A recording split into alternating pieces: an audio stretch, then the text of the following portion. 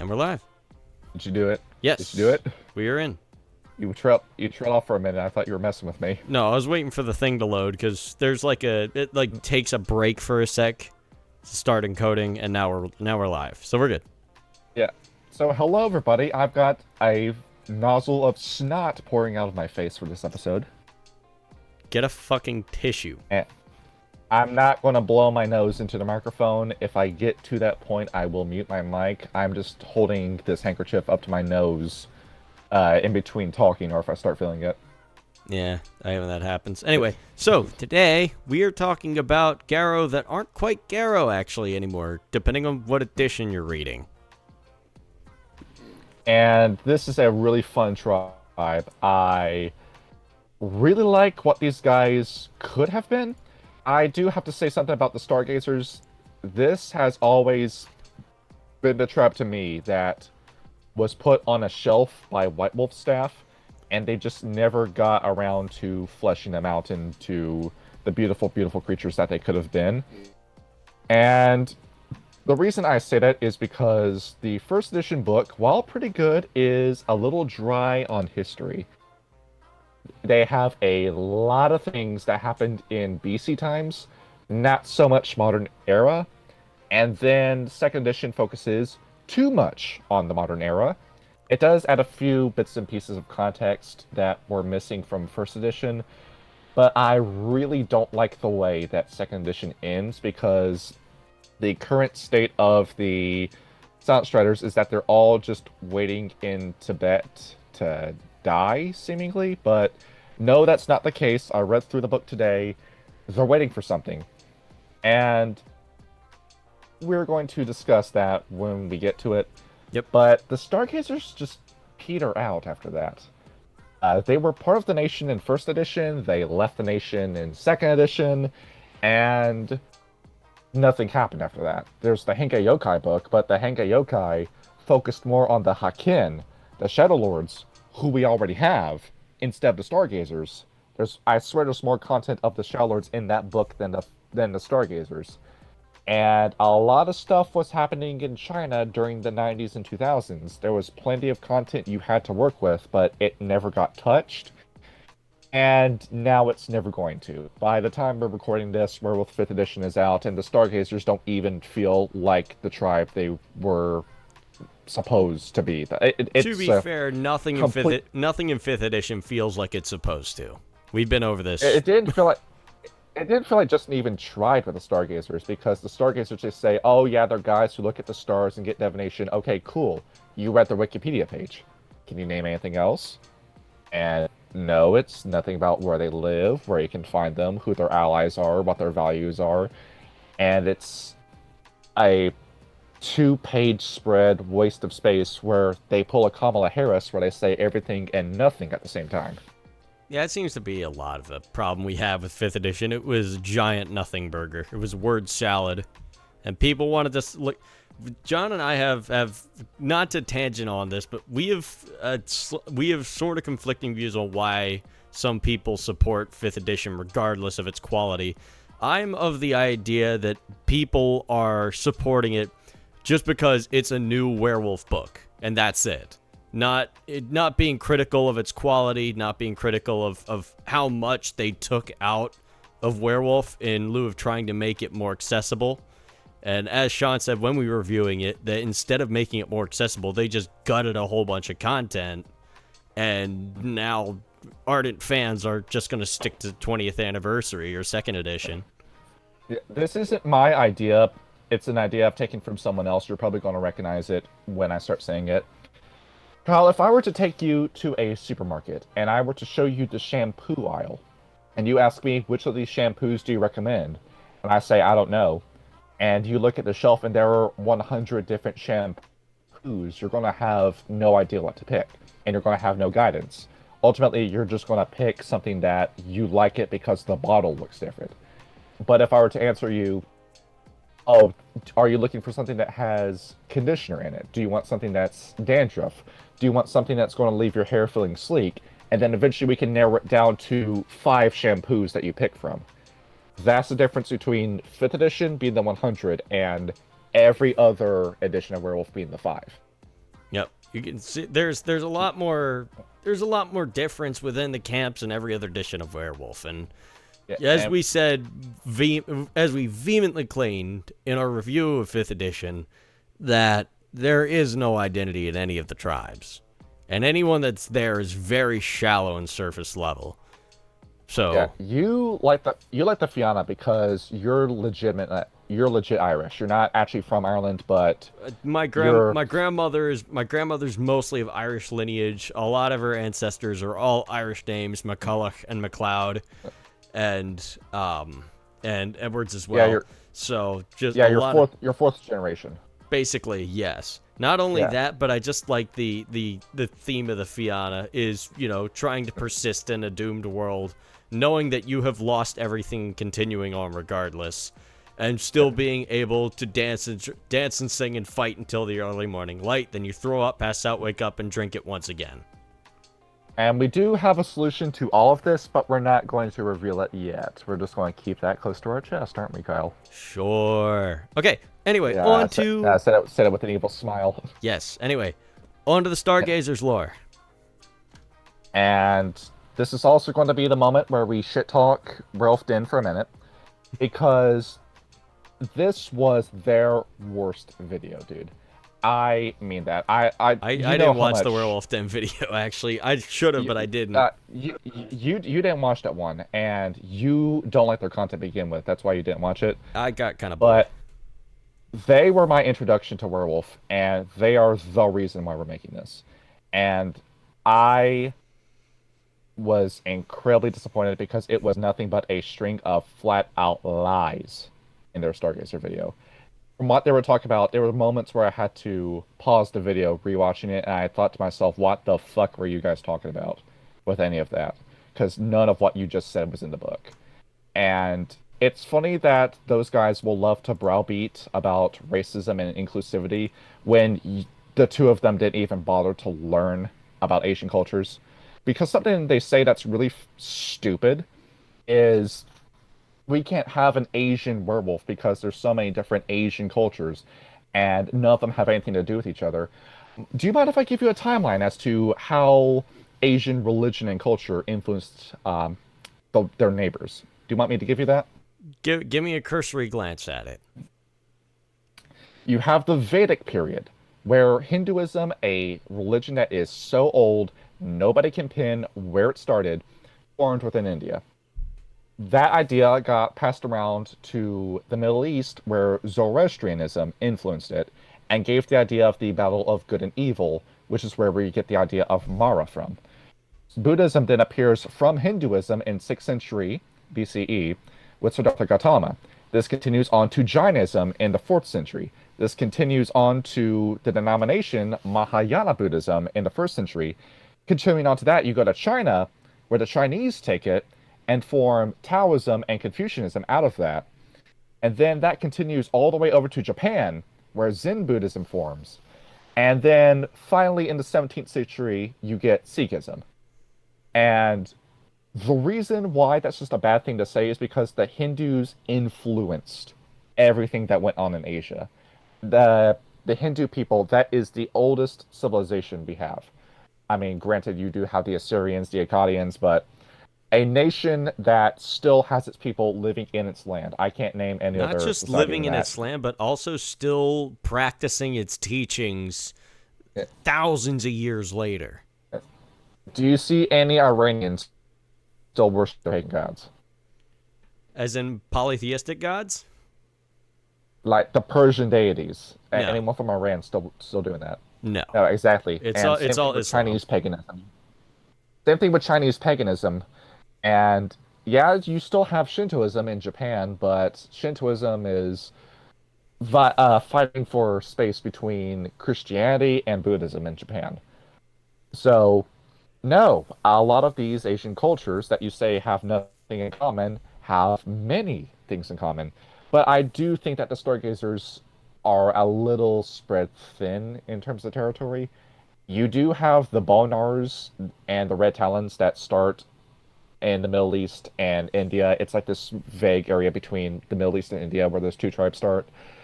And I do feel like we are missing a tribe where it feels like we could have made a werewolf that is based in India, but I'm not super disappointed that that was never added. Hmm. And Just White slightly Wolf missed wrote what they opportunity. knew. Yeah. White Wolf wrote what they knew. They knew everything there was to American and European history. And they did a lot of research into Native American history. They did a they at least tried with Asia.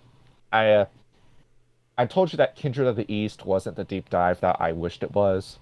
And Russia, yeah, Russia is Asia, but it's been influenced so much by European culture. A lot of people sometimes forget that Russians aren't Europeans sometimes. You might think I'm talking my ass about saying that. No, ask somebody on the street, is he Russian, European, or Asian? But it feels like the reason why we are missing so much content from from Asia as a setting in World of Darkness is because the White Wolf team didn't feel comfortable writing it. That is why when we talk about the Stargazers, a ton of their history comes from pre comes from around 5000 BC. Yep. I noticed that when you And sent me your notes, like a lot of it seems like ancient history, and it's just sort of throughout the colonial era and into the 19th and 20th century, it's just a mess. and there's a reason why this is the rarest werewolf tribe because I've never seen anyone play as a Stargazer. I'm still relatively new to World of Darkness, but I've never even heard of anyone playing a Stargazer. I've never seen anyone telling a story about their Stargazer character. I've never seen that, dude. I've seen people who have told stories about playing Salubri, Samedi, and Blood Brother vampires, but I have never seen anyone talk about being a Stargazer. Yeah, And if you are one, feel free to comment. I mean, I actually, after reading about their camps and just giving a look see of the history, I honestly feel like, and I was already thinking about this like before the episode started, playing a Zephyr Stargazer would be awesome. Like just looking Oh at yeah. who they are and some of the gifts and rights that the Stargazers are capable of, it seems like a really neat story trying to be this pure, humble werewolf that wants to spread wisdom. Like, yes, you're still gonna have to fight the worm, but the fact that you can't kill because of some lore we'll get into later will make a really interesting campaign and also a really interesting party dynamic. I feel like there's a lot that can be done with the Stargazers. Because having a Stargazer in your game changes the nature of the game. Everything changes because these guys don't like using rage, and we're going to talk about that. Yeah. And I think that's all the context we need to lay out. Let's start with Well, the story. one more thing, real quick. Something that happened to me Okay. while I was preparing for this video. Yes, yeah, say it. So before I would use Wormfo a lot in order to get like, you know, a big blow up on the screen of the gifts that we're looking at so folks can read along at home and know where to get the information. This link, this Wormfo link right here, I clicked on it and then got redirected. My browser and my antivirus shut it down. Somebody is man in the middling this link right here. I don't know who. I haven't brought out Wireshark to find out. But Wormfo, fix your shit before somebody gets stolen. All right? That's a massive security risk. As somebody Yeah. who isn't a fucking IS major, fix your shit, okay? Okay, that's enough for Okay, me. this gotta Let's fix get it. to the Well, lore. Artist got to fix it for you. He knows how to code. Well, I'm a software engineer. I'm not cybersecurity. Yeah, but but someone you know is. Yeah. Yeah. We begin the story. This is right after the Concord. The estimation I have for that, because the wolves just refuse to use dates, I'm piecing that around 5000 BC. You get a main character, and we mean main character. We're not talking about a legacy character like Jan Peterzoon is with the clan Ventru vampires. No, this guy, everything revolves. Everything Stargazery revolves around this character. Kalital Puck. He is a Tibetan werewolf. We actually get a defined nation for where these guys start. It's Tibet. Yes. And they do have a little bit of territory in the neighboring area, but it's namely Tibet.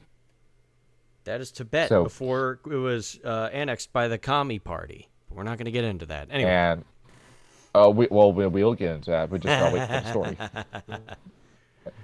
As we look at Clytol, he is a sage. He is a genius. He is a werewolf that has a knack for solving enigmas. He is very clever, very shrewd, and after the Concord happens, he looks at the litany being formed and says, yes, this is all cool, this is very cool, but there's a severe issue here. There's a character that he really reminds me of from D&D, Zerthamon. You know how much I like the Gith from D&D, and he feels like that, where Clytol's first um, sermon, you could say, Hmm. he's looking at werewolves after the Impergium happened 5,000 years ago, and then the War of Rage happened. And now humans have finally risen up and are fighting wolves with silver weapons. And Clytol says, this is your own fault. Because you hunted humanity to this level of desperation, you're laying in the bed you made. And the only way we can fix this is by approaching humans and showing them that we're not monsters. We're actually the good guys because we are the good guys. And that's the only way we're going to solve this. And they look at the Geta Fenris and point the finger at them. They look at the White Howlers. They look at the Silver Fangs in particular. And they say, you're all part of the problem. Because you were the three big tribes who supported the Impergium. They still remember what you look like. And it's because of you three we're having such a difficult time integrating with humans. And a lot of people say, hey, we like what you're saying. We agree. And Clytol begins to form a following. Clytol sits on the mountain. He's the sage on top of the mountain, that old favorite trope. And everyone circles around him, and he starts talking about how the Weaver shouldn't be trusted, and the Weaver is eventually going to rise up and spread her webs across the world. And he looks over his shoulder and says, if you don't believe me, just look behind me. And you're seeing the beginning of Chinese history happen behind him. China is old, dude. I was reading through Chinese history. It's old. That's an old country. Yes, it is. I mean, yeah, with me looking into India's history, holy crap, that a lot of stuff happened with India, and just as much stuff happened with China. You want to know how old Kung Fu is as a martial art? How old? Over 4,000 years old. Jesus. So there's a lot of stuff to unpack about China. That might be why they didn't go so much into history with the Stargazers, just because there's so much Chinese history. How are you going to pick and choose between the events? Yeah, I can see why they had some trouble with that. As interesting as it would be, it was probably more time constraint than anything. Yeah, and you gotta get this book at the door. You have a deadline, and Clytol is doing pretty good, and he keeps saying we're not supposed to hurt humans. We're not supposed to hurt humans, and then he's ambushed by 20 humans with silver weapons, and he is almost beaten to death in the street. Clytol snaps. He goes into a frenzy and he kills all 20 humans. And he deeply regrets it after he does that. He looks at the blood in his hands and it's terrifying. He's preaching about how the Geta Fenris are ruining world society when he did exactly what he accused the bad guy werewolves of doing. And he is so horrified by what he could do next that he swears off rage forever. He will never rage again. He will never use any of those abilities. And if he is going to rage, he's going to do so in a contained environment where he can't harm anybody. And instead, him and his followers create a martial art, Kalendo, a martial art made for quadrupeds who can turn into bipeds, who can turn back into quadrupeds. And this is an entirely new system added to Werewolf, where depending on what form you're in will decide what moves you're able to do. And it's its own skill. It's not connected to Brawl, it's its own skill. And you roll this, and there's moves that involve you changing from Lupus to Hispo and then attacking through that transformation. And it's a really wild system. That's why I say it changes the game when you play a Stargazer. It's because majority of them refuse to use Rage and use Kalindo instead. So put a Stargazer Arune next to a Get a Fenris Arune and see how wildly different they will solve the same problem. Well, I mean, one's going to have less blood, and one thing is probably going to be dead. And the Stargazers want to avoid killing if possible. They don't want you dead, they want you on their side. But it's not like the Shadow Lords or Children of Gaia, I want you to serve me kind of way. It's the I want to form a relationship with you. I want to hear what you have to say. I want you to hear what I have to say. Let's work together. Hmm. Though there is an issue with this. Because Clytol keeps inserting himself into lives of humans, he eventually falls into Harano, where you know that's a killer if that happens to you. Yep. And he's looking at the stars, and oh wait, I'm assuming we forgot a bit of the history. Why are they called stargazers? Do you know what feng shui is? Actually, not. Like, I've heard the term, but I don't know what it is. It is a Chinese pseudoscience. I think I might have glitched out for a second. It's a Chinese pseudoscience where the observation of northeast, west, and south, the sky, the stars, and nature, and what colors you have in which direction will decide what fortune you have in the future. And Clytol is one of those. The people who practiced feng shui, I know them as Onmyoji. And he is a genius when it comes to feng shui.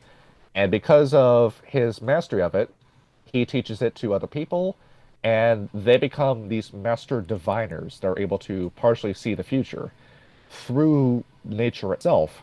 This is why they're called the Stargazers. Hmm. Pretty simple, right? Yeah. I mean, Bonars gnaw bones, Black Furies are furious, get Fenris follow Fenris. You get the idea. Yep. Pretty self-explanatory. And then Clytol dies. Right? Yeah. But don't cry, because the Stargazers were raising hell saying, what are we going to do without Clytol? And then a kid walks up and says, I am Clytol, and here are all the memories I have to prove it. And holy shit, Clytol's back. You remember that Ancestors background? Do you remember that Purebreed background? He has both of those. If you are Clytol, you have maxed out one or the other. And behold, Clytol doesn't die. Up until say the final nights, we were on Clytol 998. That's the last official Clytol that we were given. That's a lot. So years and years Clytol exists, and every time a Clytol dies, the Stargazers scurry, try figuring out who's pregnant, who's pregnant. That you got pregnant and you started gestating right around the time Clytol died. That's the next Clytol. And then when that Clytol is born, they all have a massive celebration that their teacher is here. And then that teacher is brought out, told that he is Clytol. He is named Clytol. The mother doesn't get to name him because he is Clytol. And then eventually Clytol realizes that he is Clytol and then starts teaching all over again. It's a combination of Siddhartha Gautama and the Dalai Lama, where Siddhartha Gautama was the guy who founded the religion of Buddhism. And the Dalai Lama is supposed to be his reincarnation as years and years go on. I personally don't believe that, but I'll talk more about Buddhism later. Right. So you have a pretty good time, right? And it looks like everything's going to be fine. We're just all going to live in Tibet and circle around this guy, Clytol, and we're going to listen to what he says forever. And that's it, right? Sounds simple enough. If it wasn't for those Kuei Jin, right? Yep. So, you know a little bit about the Kuei Jin. Yes. I know that they are some of the strongest vampires, but they are also incredibly hard to make.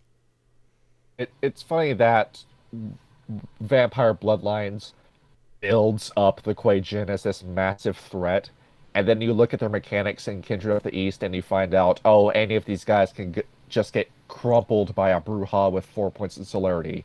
Why are we scared of these guys? But Why are they? the thing with the Kuei Jin is the Kuei-jin themselves aren't scary, and some Kuei-jin are genuinely good people because they are more human than monster. You have five different dharmas that the Kuei-jin follow, and it decides how nice they're going to be, quote unquote. But it's their leaders you have to worry about, the Yama Kings, the 10 judges of heaven and hell that want the world reformed in their image, to very quickly summarize the plan of the Yama Kings. Or else we're going to be here all day and we can do a Kuei-jin episode later. Yep, sometime in the future. The Yama King plan does not involve the Stargazers, so the Stargazers look, and the humans that they were teaching are now listening to the Kuei-jin and the Yama Kings. And we got a serious problem here. The Kuei-jin are masters of manipulating Chinese politics. The triads that was originally formed as a secret society of the dynasties, and the Kuei-jin, every single member is involved within the triads to some extent. And you get how massive of an organization the Kuei-jin are, and just how influential the Kuei-jin are. And you're not going to have a reason to listen to the Stargazers when the Kuei-jin are in your face all day, every day. So they end up becoming to the Kuei-jin what the Silent Striders are to the Canite vampires. They are a group that is specifically designated to hunt Kuei-jin and kill them and stop the Kuei-jin from influencing humanity. But the way the Kuei-jin form is that you just need a corpse. You need to drag it to a location where a soul is going to harbor it. And about 20 years later, you get a Kuei-jin. And we don't know how many Kuei-jin there are. We have rough estimates as to how many vampires are in existence. We don't have anything on the Kuei-jin. Anything certain, at least, or anything from a reliable source. Right. Because even if you get the Kuei-jin, 20 years later, a whole bunch of Kuei-jin appear out of nowhere. It's very difficult to make sure a vampire coterie stays dead because they can always sire new vampires. But with the Kuei-jin, you have no idea where they're siring. So how do you know when the fight's over? And as we know from the werewolf game and the vampire game that you play, the Kuei-jin eventually win because, dude, you're fighting human waves, and China has a population of how many? A billion? I think 3.6, no, 3.2 billion, I think. Exactly. So there's no way you can get them all. Yeah. It's a wonderful enemy to devote yourself to. So for years and years, the Stargazers are battling them. When they're not fighting the Kuei-jin, they're learning about the Worm and the Weaver. They're figuring out what can we learn about the Worm and the Weaver. The reason why we know the Worm is bound by the Weaver is because of the Stargazers. They discovered that. And they said it's the Weaver who went after the Worm. The Worm agitated the Weaver lashed out, bound the Worm is now stuck, and the Triadic Worm formed because the Balance Worm is bound. But the Balance Worm isn't a bad guy. By no means is he bad. We're going to talk about the Ouroborans later.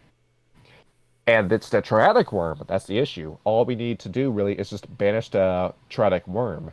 And then make contact with the Balance Worm, get the Balance Worm back into power. And it's the Weaver we need to look out for. Because we have a plan with the Worm, but nobody seems to make a plan for the Weaver. And everybody looks at the Stargazers and says, would you politely shut the fuck up? We got a Worm to fight. And nobody wants to listen to the Stargazers, which is the ultimate reason as to... Well, I'm not saying the reason why the Garrow Nation failed is because they didn't listen to the Stargazers specifically. It's because the Garrow Nation, for all of its history, appointed the most violent, angry, psychopathic members to be leaders, who didn't want to listen to politicians, they just wanted to fight a war. That's the reason why the Garrow Nation eventually lost track of the war, and why the Worm and the Weaver are as powerful as they are in the Final Nights. Yep. It's because the fact that, the Garrow Nation is perpetually at war, and it's in the litany that it's hard to that you cannot challenge the leadership in times of war. But who are you going to appoint when you're fighting a war? Warriors, obviously. But the thing is that, it's basically the Garrow just kept picking Patton and MacArthur when they should have gotten an Eisenhower. We will talk about Wormbaiter when we talk about the Red Talons because that might be my favorite character in Werewolf the Apocalypse, and it's because of his story and how he perfectly exemplifies what I just said. He is the Hero Nation rolled up into one character. Continuing on the story, the Quai the Quaijin and the Stargazers are fighting, and then the Stargazers realize, hey, you see those guys down south, the Boli Johije? They have a cockroach in the sky. Uh, are we supposed to have one of those? Are we? And it's around this time.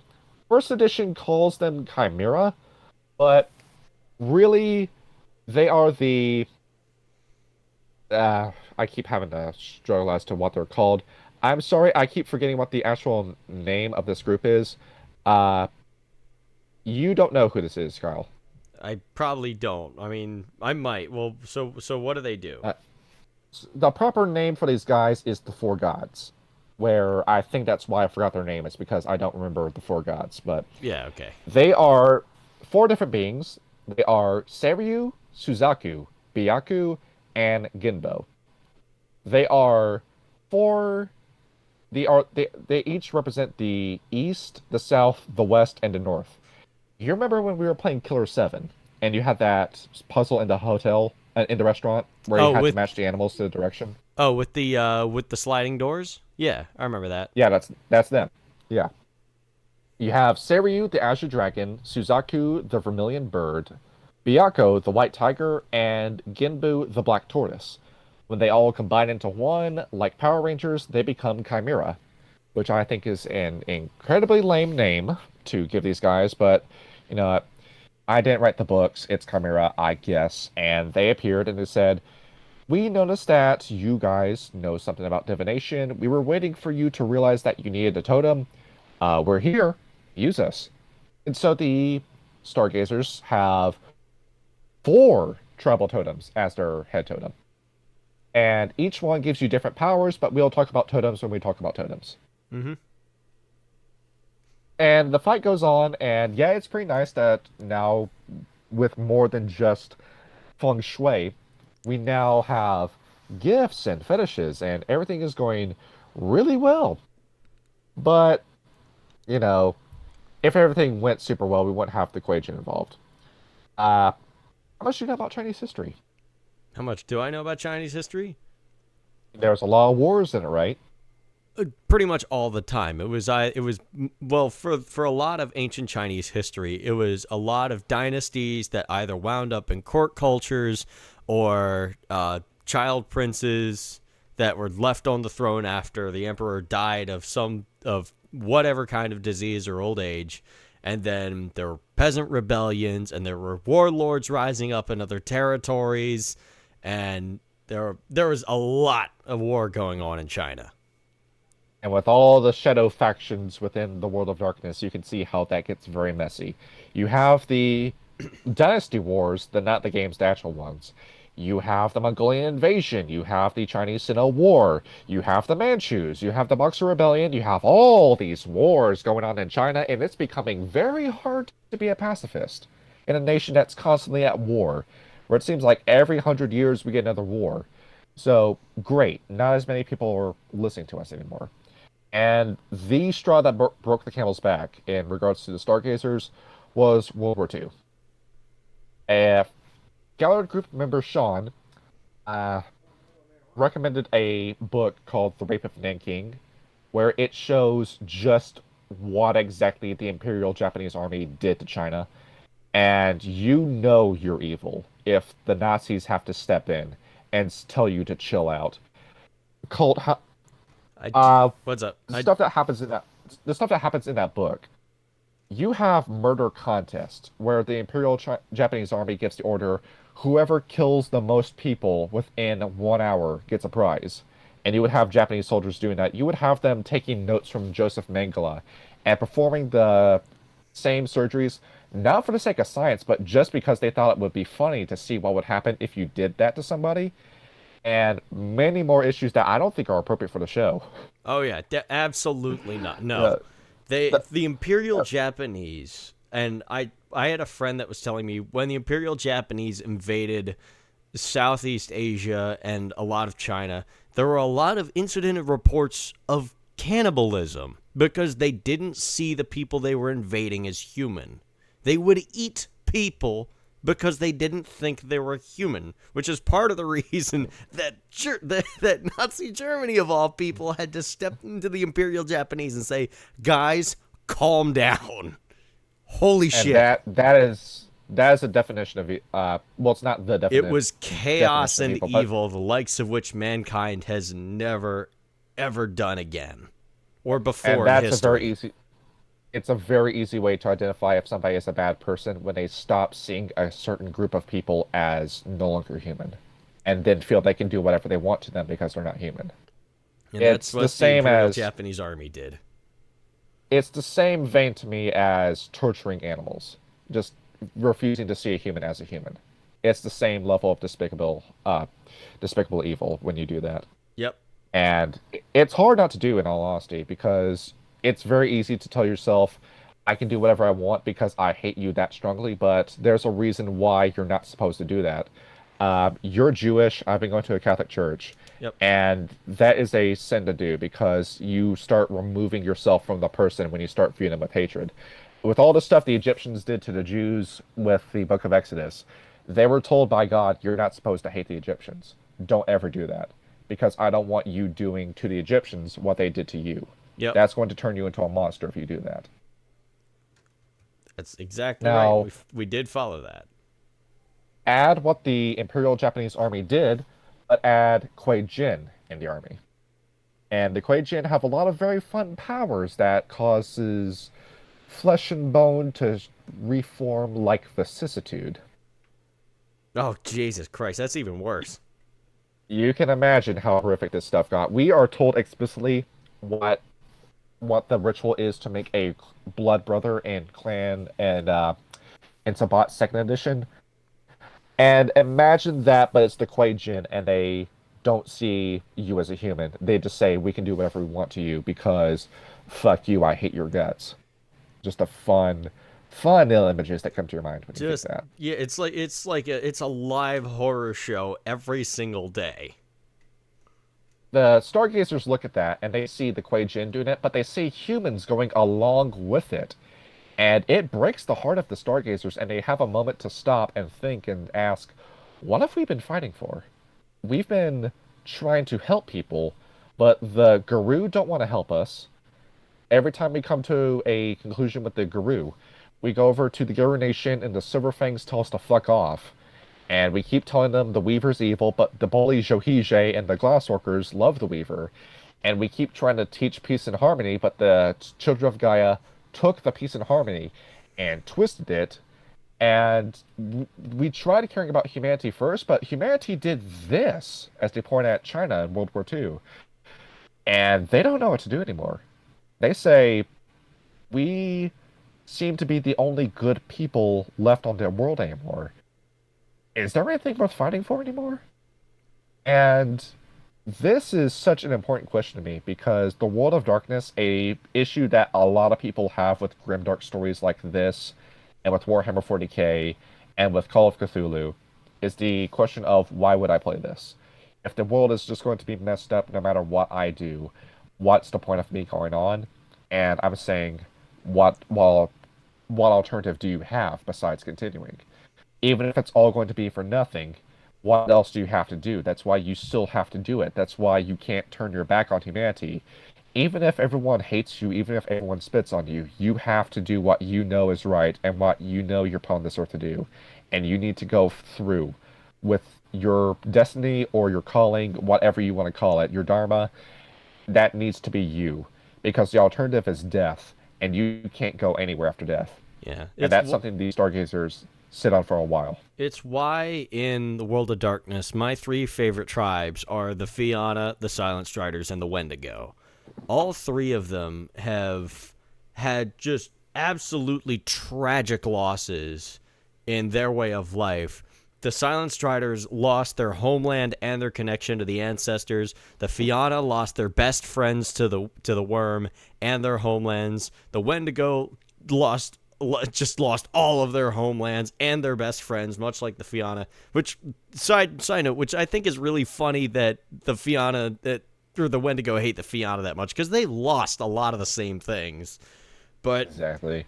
the thing that There's some what's up? there's something we can talk about with that too, because there's that whole narcissism with your pain, where you say my suffering is worse than your suffering. Therefore, what I have to say is more valid than what you have to say, which is why the Wendigo and the Fianna hate each other. The Fianna say we have no country to go back to. The Wendigo say you're in our country, and we lost our country partially because of you. And it's that narcissism and disagreement between the two tribes that drove both of them to hate each other. Exactly. And so the thing that draws me to tribes like that is the fact that they have lost so much, but they can't just give up, because if they give up, then they might never see their home again. Because no matter where they are, Gaia is their home, and they need to protect it. That is what they were put. Every single tribe book, except for maybe the Shadow Lords. Well, I mean, yeah, even the Shadow Lords think so. Is we were put on this earth by Gaia to protect her. Even if we have lost what is our ancestral homelands and our connection to the ancestors and our best friends through this fight, we have to keep going, not just for all of our sake, but for Mother Gaia. You persist And regardless. We beat on endless currents against the waves. and I don't want to put myself on a soapbox or anything. I don't want to put myself on a pedestal, but that's why I'm saying even if we face a ton of opposition with what we're doing as a channel, because I know we don't stand politically where World of Darkness as a fandom stands, we're going to keep doing this anyway, because we feel like we have to do this. Or at least me. I don't want to drag you into this if you don't want to be a part of it. Well, I mean, I'm here. I might not. I might not I might not be as active in the comments as you are, but rest assured, it's like I share the channel around because even if people disagree with us, I want people to disagree with us because it shows that people care enough to talk about it. Even if we disagree with how things go, and that's definitely going to happen. It already has with the Werewolf 5th Edition video. The fact of the matter is that we all can hold in similarity that we all care about this. And there are three very wrong ways to address this, and it's explored in three of the tribes. The most obvious one being the Silver Fangs, who just ignore the problem entirely. Red Talons, who decide if the world is my enemy, I'm going to destroy the world. And the Stargazers, because they let despair overtake them. Tons of them fall into Hirano. They're too depressed to keep fighting after what they saw in with the Imperial Japanese. Even after the atom bombs dropped, that's not that doesn't make it any better, because holy shit, we saw we didn't know them at the time, Black Spiral Dancers doing something like that, but on a very small scale. Now an entire government can just make these on demand and drop them wherever they want. And the Stargazers realize it's over. It's over. There's no way we can prevent the apocalypse. It no longer matters what we discover. It no longer matters what conclusions we come to. It no longer matters because the world is going to end. And we need to tell ourselves, we need to stop lying to ourselves. We can't save the world. We need to know what to do when the world ends. But as they're deciding that, do you hear that from the horizon?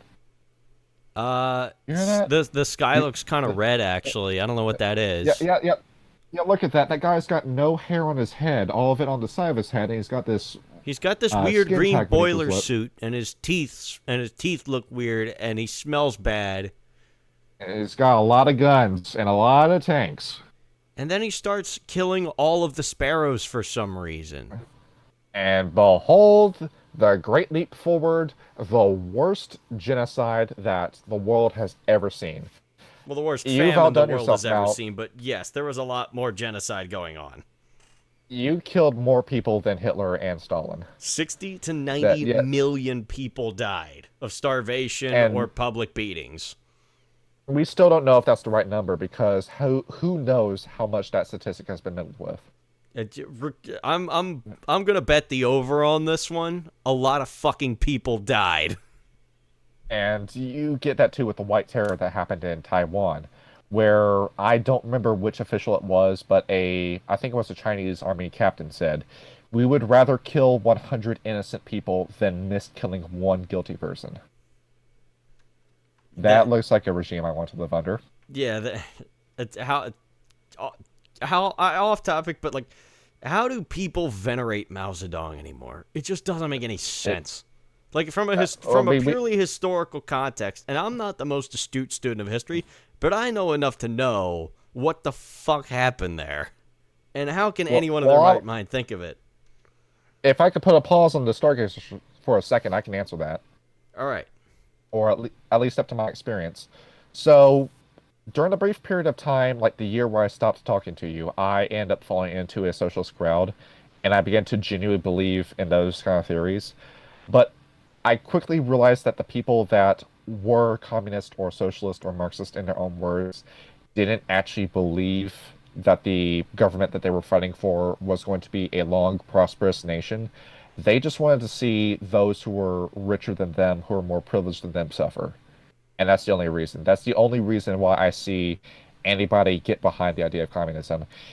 Fox is a good friend of ours, but I strongly suspect that the reason why he's communist is because he strongly hates rich people, because he will bring that up a few times about, corporate shit Well, I mean, and how much he hates big corporations and rich people. well, people in general are getting tired of corporations in general, but like, and I feel like trying to blame all of the every single problem in the world just on people that have business degrees. I feel like that's just disingenuous because there's evil in all walks of life, but the only thing we can do to combat evil is be better ourselves. At least in my opinion. That might seem like stupid optimism, but I do believe that it comes down to regular people being good enough to better themselves, and instead of trying to let envy overtake you. And this actually ties into some of the tribe relations that we'll talk about in a minute. But do we want to keep going with the lore? Yeah, we got a little bit more to say. Okay. So China goes red, and there's nothing the Stargazers can do now. They're just stuck where they are. And a lot of them, some of them are already in America, some of them are already in Europe, some of them have gone to India, Africa, Australia. And the order is, what do we do? There is no order. There is no order. We don't know what to do. The Kuei Jin have tied themselves within the world's strongest government, where as of 2023, this government controls half the damn planet. Well, What are through we going debt to do? trapping, There's yes. nothing. Yes. So the Stargazers just look and say, well, we got one group of people we can ask, and they go over and call up the Garo Nation, and they call, and the Elder's response is, where the fuck have you been? Where have you been for the last hundreds of so years? We have had so many things go wrong. We've lost Ireland to the Weaver. The Pure Lands have been taken over by the Weaver and the Worm. The Surfang family is about to collapse. And where have you been this entire time? We didn't walk out on you. You walked out on us. You were so obsessed with becoming this massive intellectual who out-intellectuals all the other intellectuals that you forgot what you were doing. We were at a war with the Worm, and you've been picking your toes this entire time. Why would we send anything your way? Because you're just going to waste it. And that was the end of the discussion, and the Stargazers just gave up. They gave an order saying, we are pulling out the Garo Nation. We are no longer supporting you.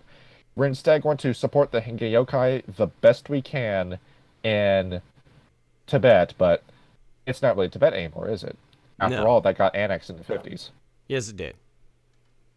And there's one more event we're going to talk about that happens in 1998, I believe, where Yep. Heard. a No, was it 98 or 89? I forget. yeah, let's see. Well, it's not Tiananmen Square if that's what you're Oh, thinking. okay. No. Yeah. Their monastery, their head monastery, the biggest sept they have, gets raided. And it's Warmish forces and Kuei Jin of course led by the Yama Kings, attack the monastery, and it collapses. And they're pretty sure the Worm supplied the Yama Kings with a ton of men for that raid. And with that monastery gone, the Stargazers collectively, as the tribe, fall into Hirano and say, "Okay, that's it, we're done." And they say, "Just come on back home. Just come on back. Just come back. There's nothing we can do." And they start looking and say, "Where's Clytol? Oh shit, where's Clytol?" They start looking around, and the latest iteration of Clytol is nowhere to be seen. Yeah, we forgot about Clytol for a minute. It's because even though he was learning a lot of stuff, there was nothing he could really do in the face of war, Kuei-jin, and communism. And they start thinking Clytol's dead, but no. Clytol is in the Umbra? Is he in the Umbra? Or is he in the... Maybe he got a soul siphon and he's in the Shadowlands.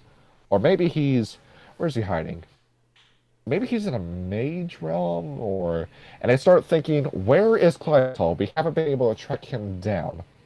And the conclusion the Stargazers come to, and it's this hope that Clytol will return with this big dossier of information that they will then use to overthrow all of their problems, and everything will be solved for them.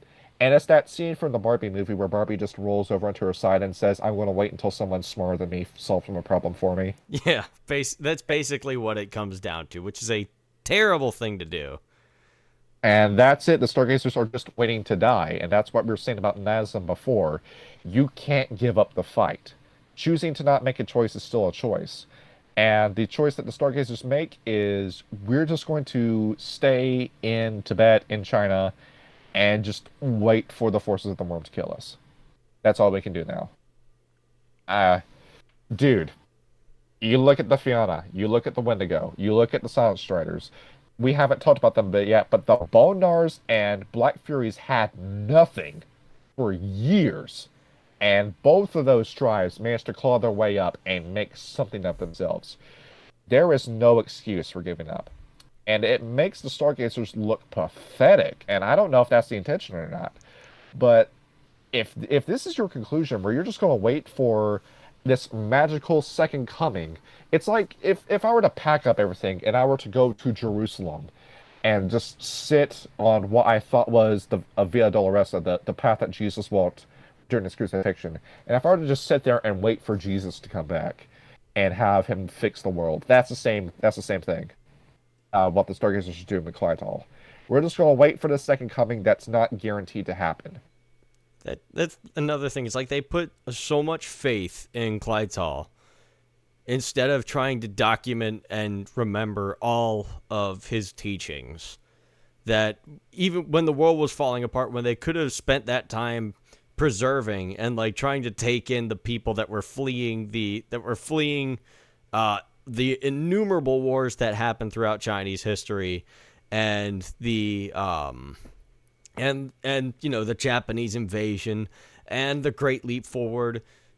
You know, if the Stargazers would have stood by their morals and like tried to build more safe havens for them to pass on their teachings instead of just putting all of their faith in Clytol, then maybe they would have had a shot once you know, Mao Zedong finally freaking died. Then you had Glassworkers to the south. You had Shadow Lords to the north. You had the Silverfangs further north than that. You could have gone across the Pacific and talked to the Wendigo and the Ictena, or you could have gone east where every other tribe, west where every other tribe was. But you did nothing. You instead spent so much time meditating and thinking that it led to your own destruction.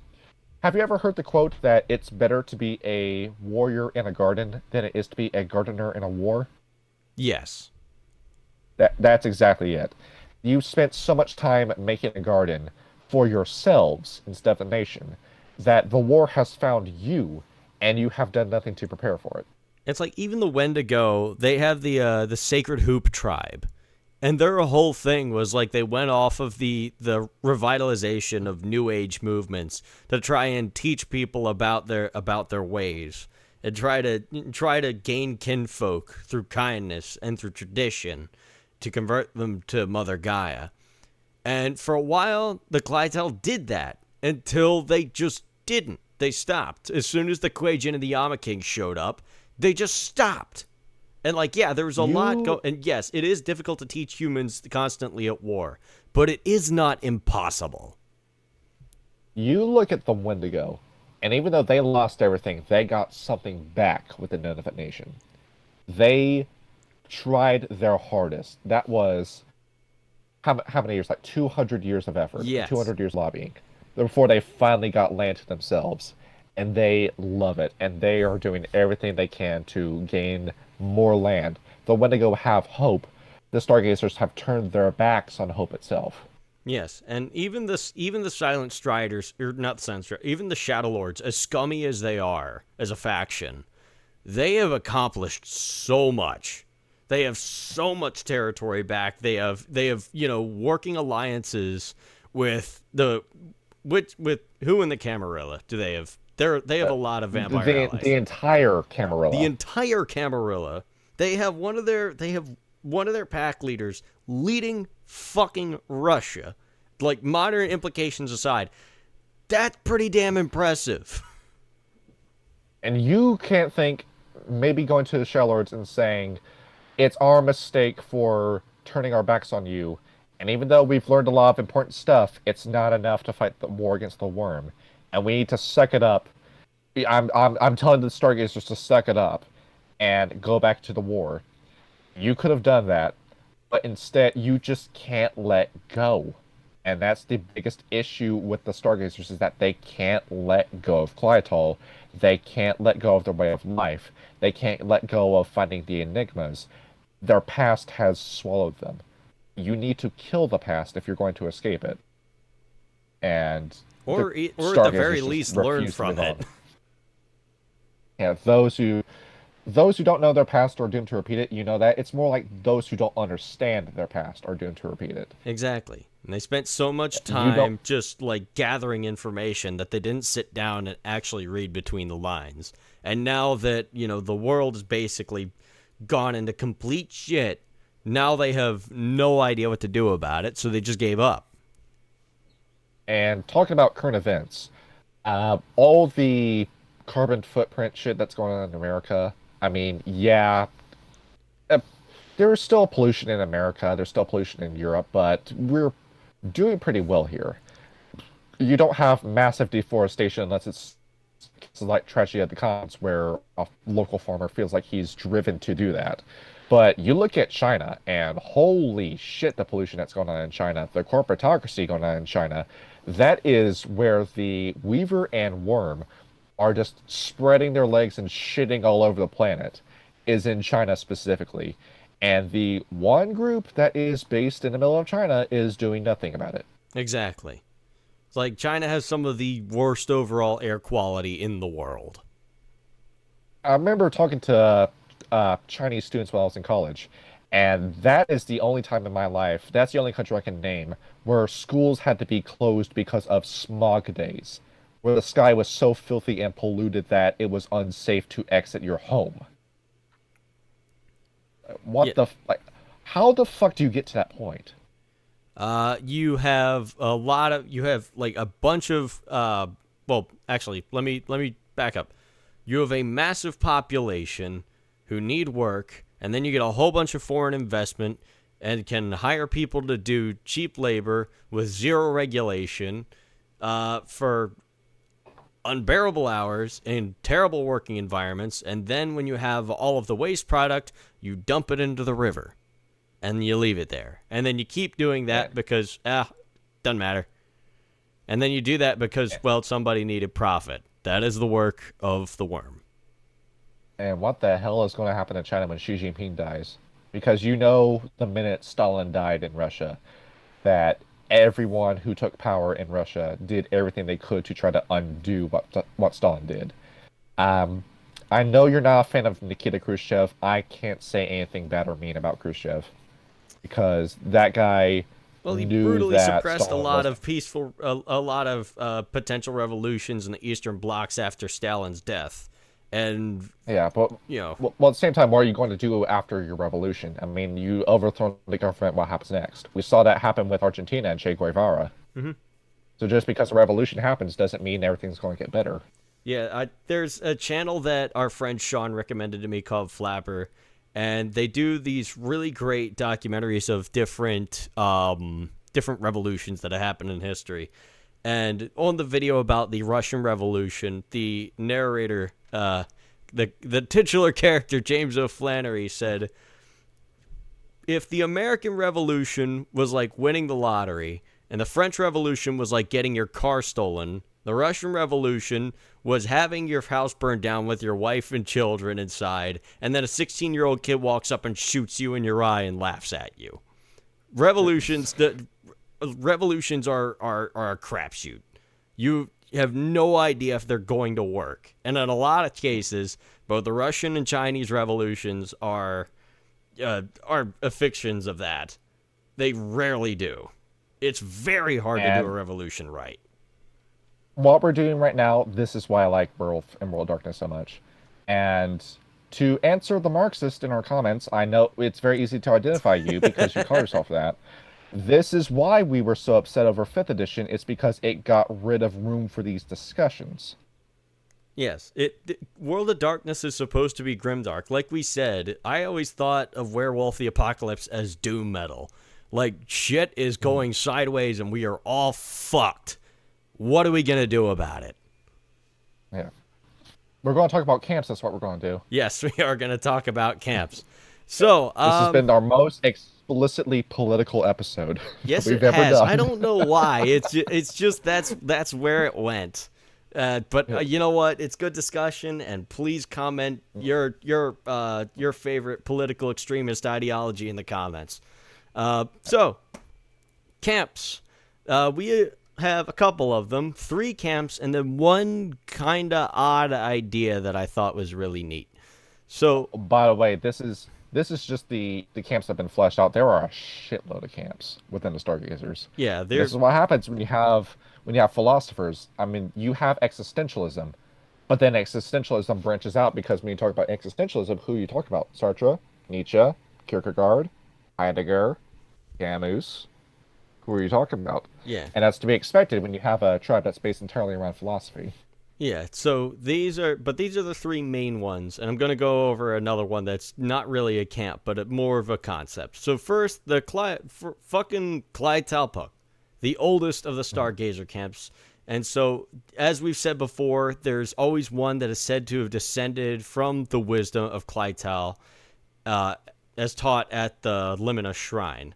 So the leader of Puck is always an incarnation of Clyde-Tal, but each is unique in their own way. Although some accuse him of being too authoritarian, trying to make enlightenment into law around the land, still a lot of people in a lot of werewolves in the Stargazers follow Clyde-Tal's traditions very closely. Their cairns have all of the oldest stores of lore, writing, and art from centuries and millennia ago, and they are incredibly protective of it. And the book says that, yes, that is kind of selfish of them, and after hearing everything that they didn't do, this would have been opening these up to more people who decided to devote themselves to Mother Gaia and Clyde-Tal would have saved them from so much heartache in the modern era. Like, if they would have been able to inspire people with these cairns, and they just didn't. Like, yes, I understand you want to keep them safe, but at the same time, art needs to be shared with people in order for it to inspire them. The saying is, go tell on the mountain. You eventually want to get off the mountain and go over the hills and go everywhere as you tell what you've discovered. You don't want to sit and have this whole, if we build it, they will come mentality. This is why the tribe failed. And if the Clyde-Talpuck was abolished, then I'm pretty sure that Stargazers would be in a better position than they are now. Very much so. This next one is my favorite camp. This is the Zephyr. So they're much like the Silent Striders, much like the Whispering Rovers from the Fianna. They travel amongst other Garrow. They join packs and spread wisdom through example. They are the consummate wanderers of the Stargazers, and I feel like the only ones that probably have not fallen into Hirano at this point in time. They try to gain visions through their experiences throughout the world. The first of their camp is named Kailin, who originally formed this from a dojo during the training of Kalindo. They never stay in one place for long. They're usually very varied in personality. Some of them try to spread joy. Some of them try to spread warning. Some of them try to spread wisdom. But all of them seek wisdom and understanding wherever they go. Which is why I feel like the Zephyr will be the only ones to eventually carry on the Stargazers. Because unlike the Clytelpuck, they're not just sitting there on the mountain waiting for him to come back. They are actively going out and trying to find a solution. The Zephyr will carry the torch for the Stargazers. These are guys who are getting in the Quajian's face, too, and find them on the street. And because of Kalendo, we don't need to worry about breaching the veil, because Kalendo is a martial art. Everybody loves martial arts. Everybody's kung fu fighting in the Kindred of the East. So, go nuts. Yep. And this is why we didn't go too big into auspices, because really it's the camp you're a part of that decides who you are as a Stargazer. Because the Stargazers are all about information, and that spreads into the auspices. The auspice only really decides how you get the information. And we're assuming that you guys know what the auspices are already, so we're not going to go into further detail about that. It just decides how you get the information. Yep.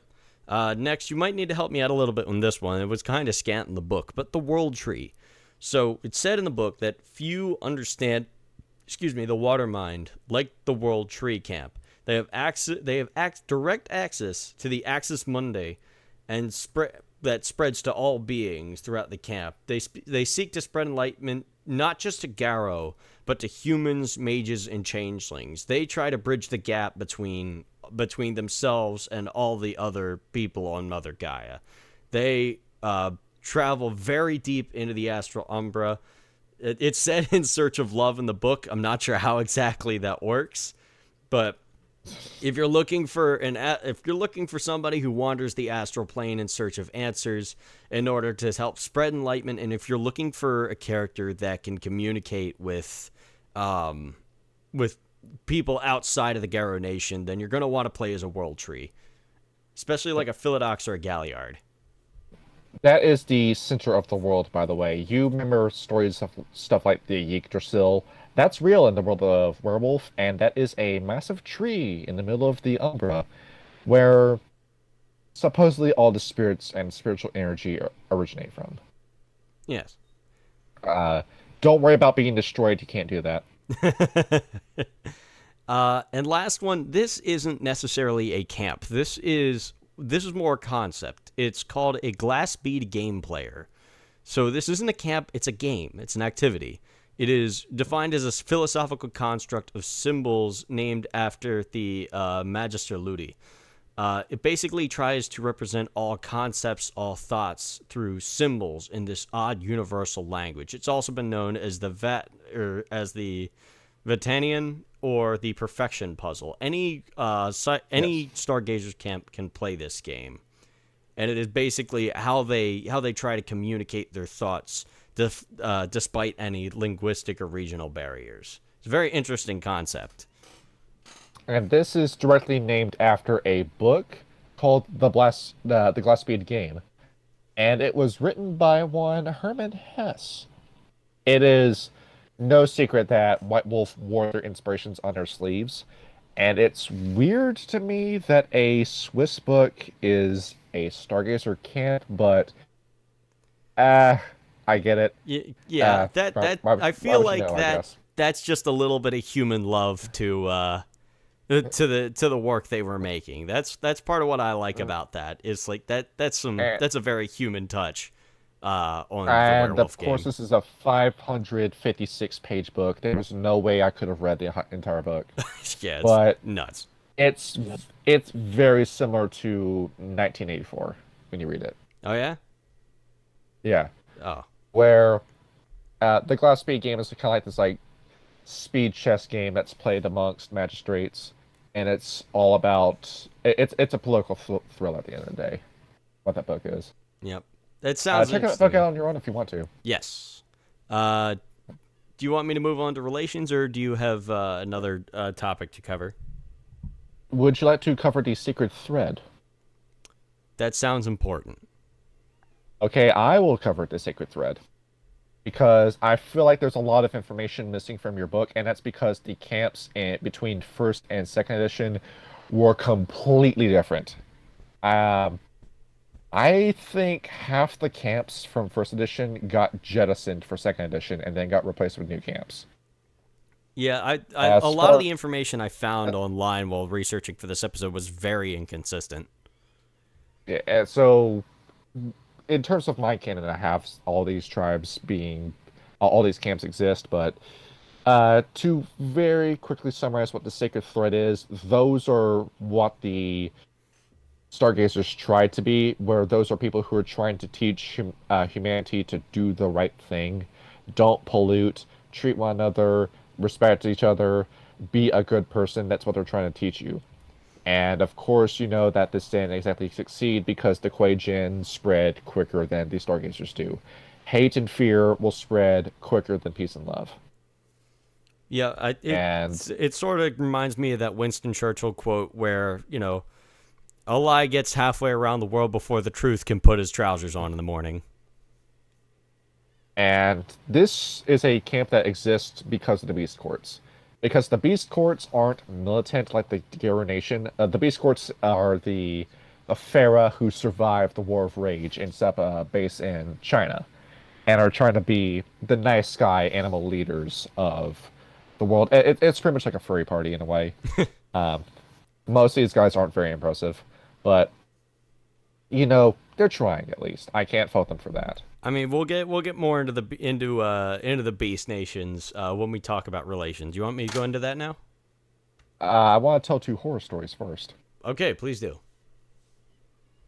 Did you find the Anon Gammon in your research? I did not actually. I was looking through the book. I didn't see anything I, of that nature. I'm going to read this to you verbatim. Okay. All right. You feel free to comment as I'm doing this. All right. One of my packmates was a gazer, name of Maylin Mistchaser. Beautiful girl, a little wacky, loved her like a sister. She had this uncanny knack of finding new ways out of bad situations. It was like she was born for the fucking Umbra. Seriously. Well, one day, she and I were scouting ahead, doing it simple and easy, hanging out in the near Umbra, no big deal. Suddenly, out of this spirit lake comes five Krenos Garu, all dolled up in blue paint and orange robes, right? I laughed, but May seems transfixed.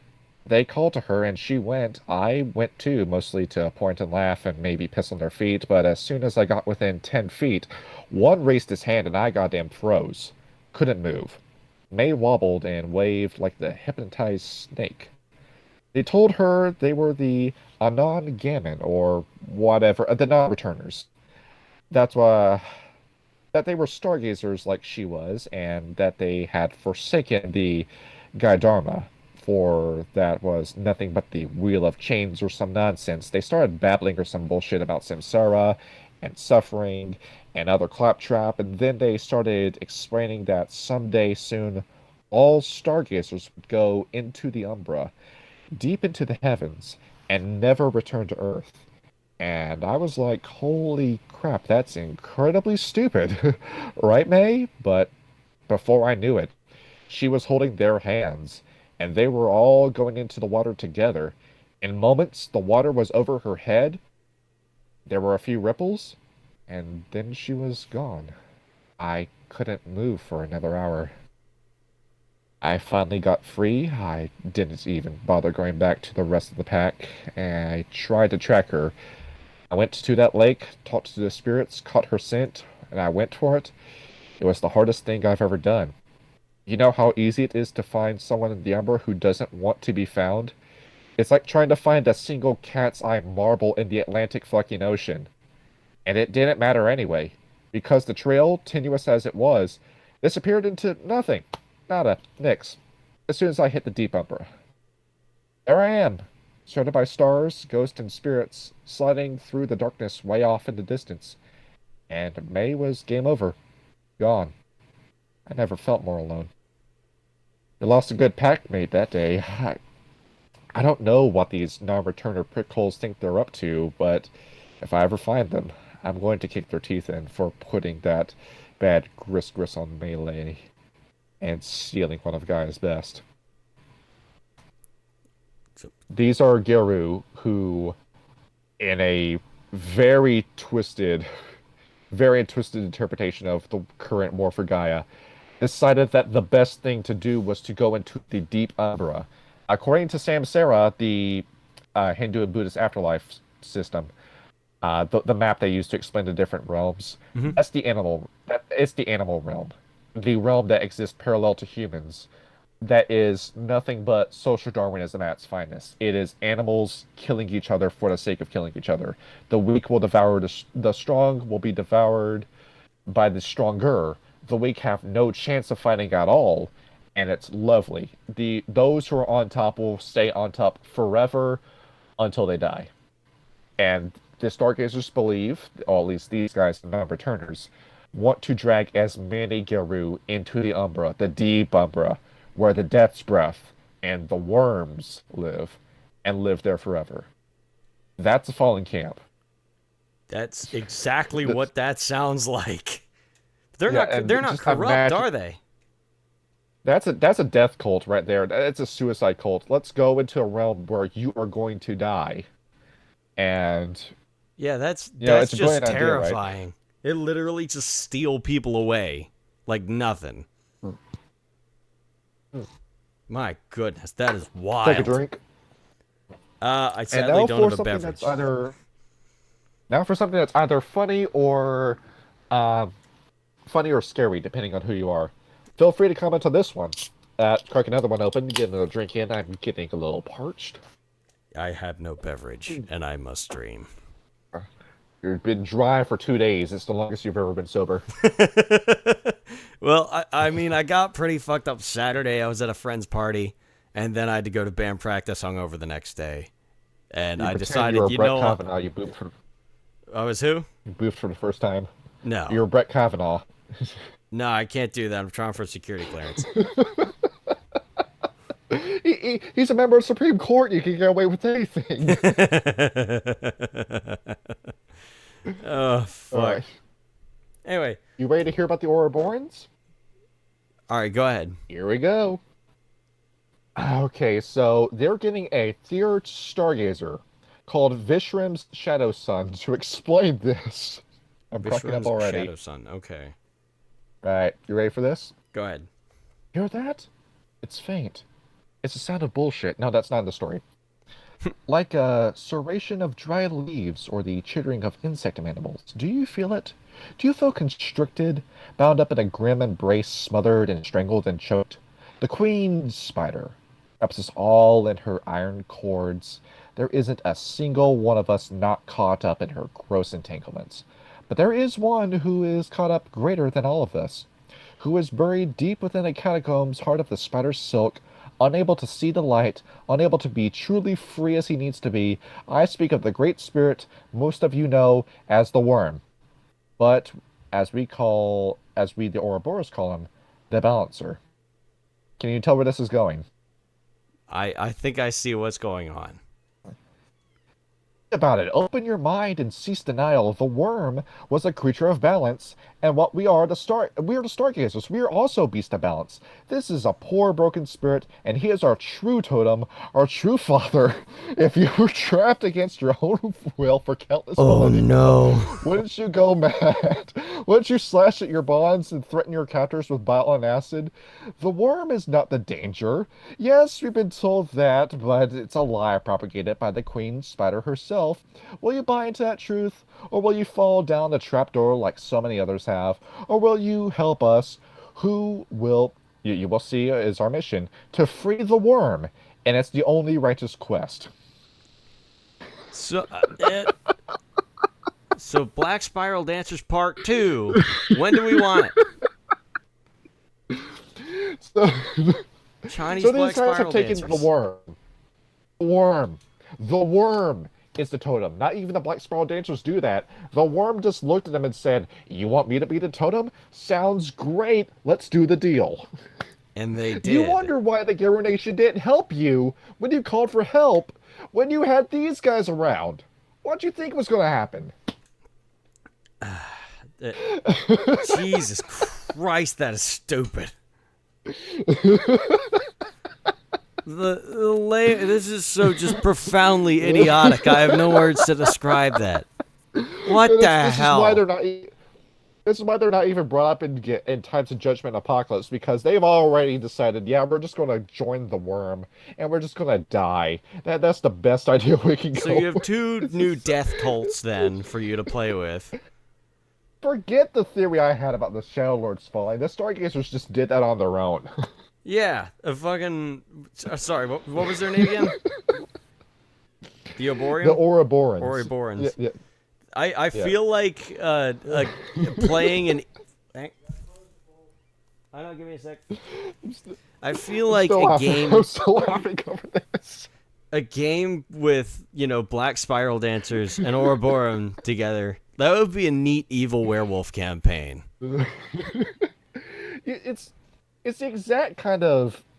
It's the evil that doesn't think it's evil. You've been sick for so long that you no longer know you're sick or recognize how sick you are. And if somebody was to point it out to you, you'd say, "I'm not sick. This is a normal idea. It's good to be as sick as me. Come here and be as sick as I am." That's what the Ouroborans are. And you have some people that want to say, but it's the balance worm, and the balance worm is the neutral party. It's still the cosmic force of death, destruction, and entropy. It's not Shiva. Shiva exists in a world of darkness. You can talk to the Akashic Brotherhood, and you can learn about Shiva from them. But this isn't Shiva. This is just a guy who is ultimately going to watch you die, and he's laughing at you the entire time. And who's to say that it's actually the balance worm? The defiler worm is a pathological liar. You can't trust it. If it comes up to you and says it's the balance worm, and it just tells you that, that's the defiler.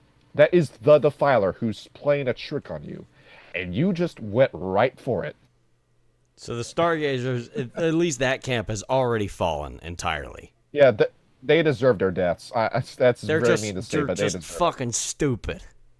Yeah. Yeah. Okay, now we can go to relationships. Now we can go into relationships. Okay, so starting off, we have the Black Furies. The Stargazers find they are profound and steadfast, and there are few assure themselves as these fine warriors. They excel, however, they do excel in rage, and that rage leads them to delusion. And this is going to come up a lot: fighting the wrong enemy. Of course, because they're wild, they're obviously going to fight the worm. And as we have discussed in the lore, Stargazers, their affection was always with the Weaver. However, they believe that disrespect accorded to sex is a lie of the Weaver. It is. And, the Black Furies are full of that. So, pretty simple. We'll talk more about it with Nepean. Yep. Where the Black Furies point the finger at the Middle East and say, "This is the land that invented patriarchy." And yeah, you do have. It's. I don't want to. I don't You don't want want to to come get across into as that? offensive. It's no. It's very difficult to be a woman in the Middle East. No, yes. We can't call Sharia law progressive. You can't No. call it that. People that And do are just blatantly dishonest. and you're talking to someone right now who, if a far leftist was to come to them with that kind of language, they would get their face caved in if they were talking to him. More than likely, yes. Okay. And yeah, it's a so yeah, the Middle East technically did invent patriarchy, but at the same time, it's not like the Hebrew nation itself. You look at the Bible, there's plenty of women who had roles of power and who played important roles throughout history. Mhm. And there were still plenty of jobs for women during like ancient Hebrew times, and women still had a place in ancient Hindu. Uh, I call it ancient India. I'm sorry, It's I all had good. my words mixed up. And yeah, patriarchy is a social construct that did spread. In this case, it would be the Weaver. But at the same time, it is propagated by the Weaver, and the Weaver is trying to get you to fight each other so you don't realize that the Weaver's controlling you the entire time. But there is still a point to be made, because there are plenty of places where women are treated like absolute shit that need the Black Furies more than ever. Yes. So, like after me and Meepy and I've been reading the Black Furies lately, Yep. I it kind of feels like the Stargazers are talking out of their ass when they talk about the Black Furies. Ever so slightly, yes. Yeah. Well, I mean, the Stargazers have been doing that for millennia now. Yeah. This is why you don't trust philosophers. You don't trust anybody who calls himself that. Yes. Okay, moving on. So, Bonars.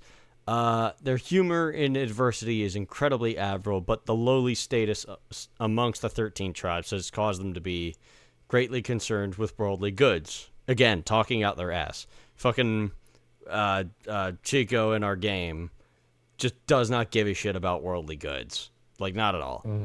However, Yeah. they weather loss exceptionally well, and they need to learn more about them doing that.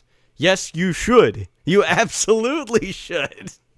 I have Stargazer's first edition pulled up in front of me right now, and Clytol himself discusses the tribes, and yeah, he says about the Black Furies what you just said a moment ago, but the Bonars, he actually likes the Bonars. Clytol does. Yeah. Because he says you're guys who choose to suffer, and because you make that decision and you grow from your suffering, I can't say anything bad about you. And he's absolutely right. They do. And they persist despite of it all. And when we do get to talk about the Bonars lore, I'm excited to do that. Yeah, we need Ham to be present for that. Yes. Okay, Yeah, we just need to find a date for him. moving on, we have the Children of Gaia. So the Stargazers find they are the nearest to them in goals and closest allies in politics. They worked with them oftentimes in the past to spread knowledge. They said their hearts are open, but their minds are blind. They are far too trusting and far too willing to give people a chance who will overtly try to hurt them. And while they heal easily from that, it does not teach their foes the error of their ego-driven ways. Ego comes up a lot in this book. And there is a pretty big level of narcissism and arrogance when it comes to the Children of Gaia, but in a way, the Children of Gaia are the anti-Stargazers because they do ultimately do the same thing, but the Children of Gaia went into ministry and preached about their ideas to other people. And they did that by infiltrating the Catholic Church with the Glasswalkers.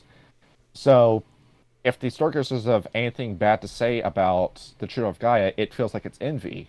Because this is the tribe that accomplished everything you want to do, but they still have power, you don't.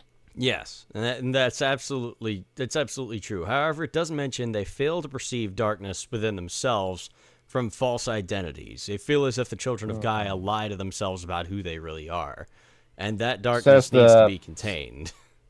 says the tribe that has a group that unironically worships the worm.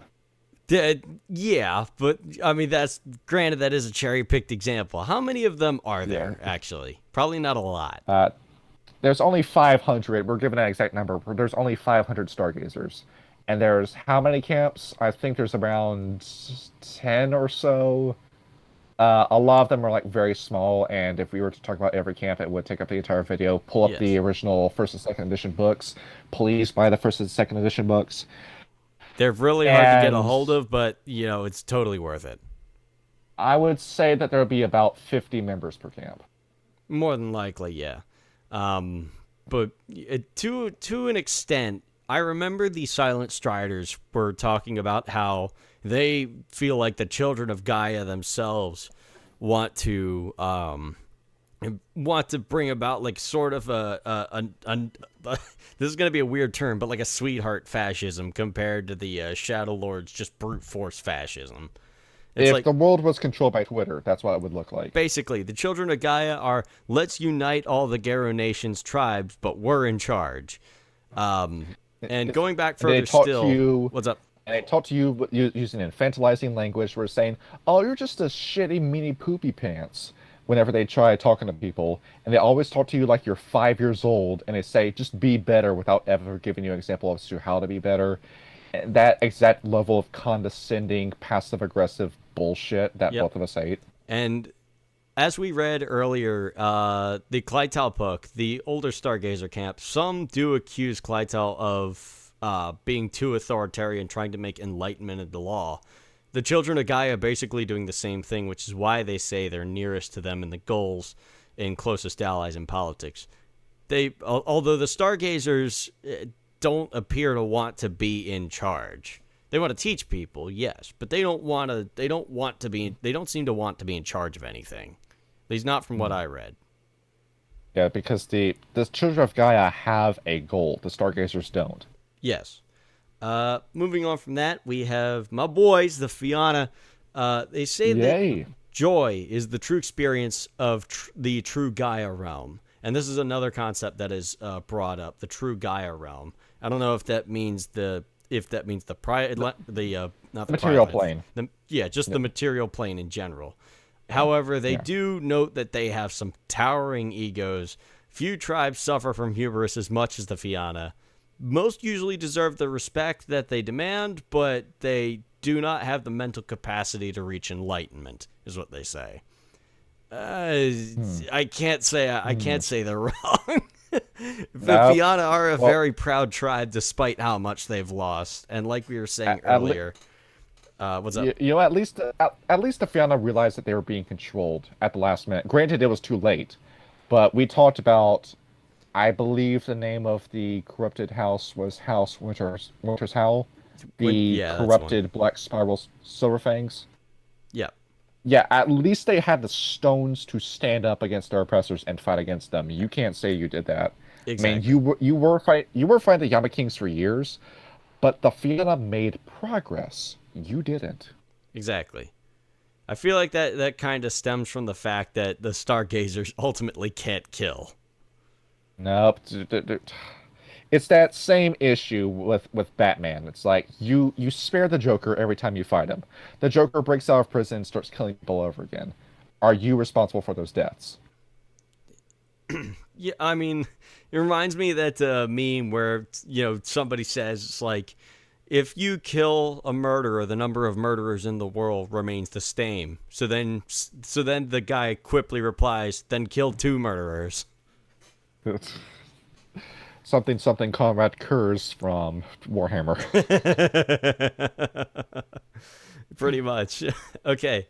So then we have the Get Ephemeris. They allow their rage to rule them. They mistake it for the fire mind of insect. However, with their rage and their power, they manage to succeed where others fail in their missions. And their rage scares even the worm, who the Stargazers believe was the inventor of rage itself. And they believe that maybe the rage of the Get Ephemeris will force the worm to look upon itself in horror.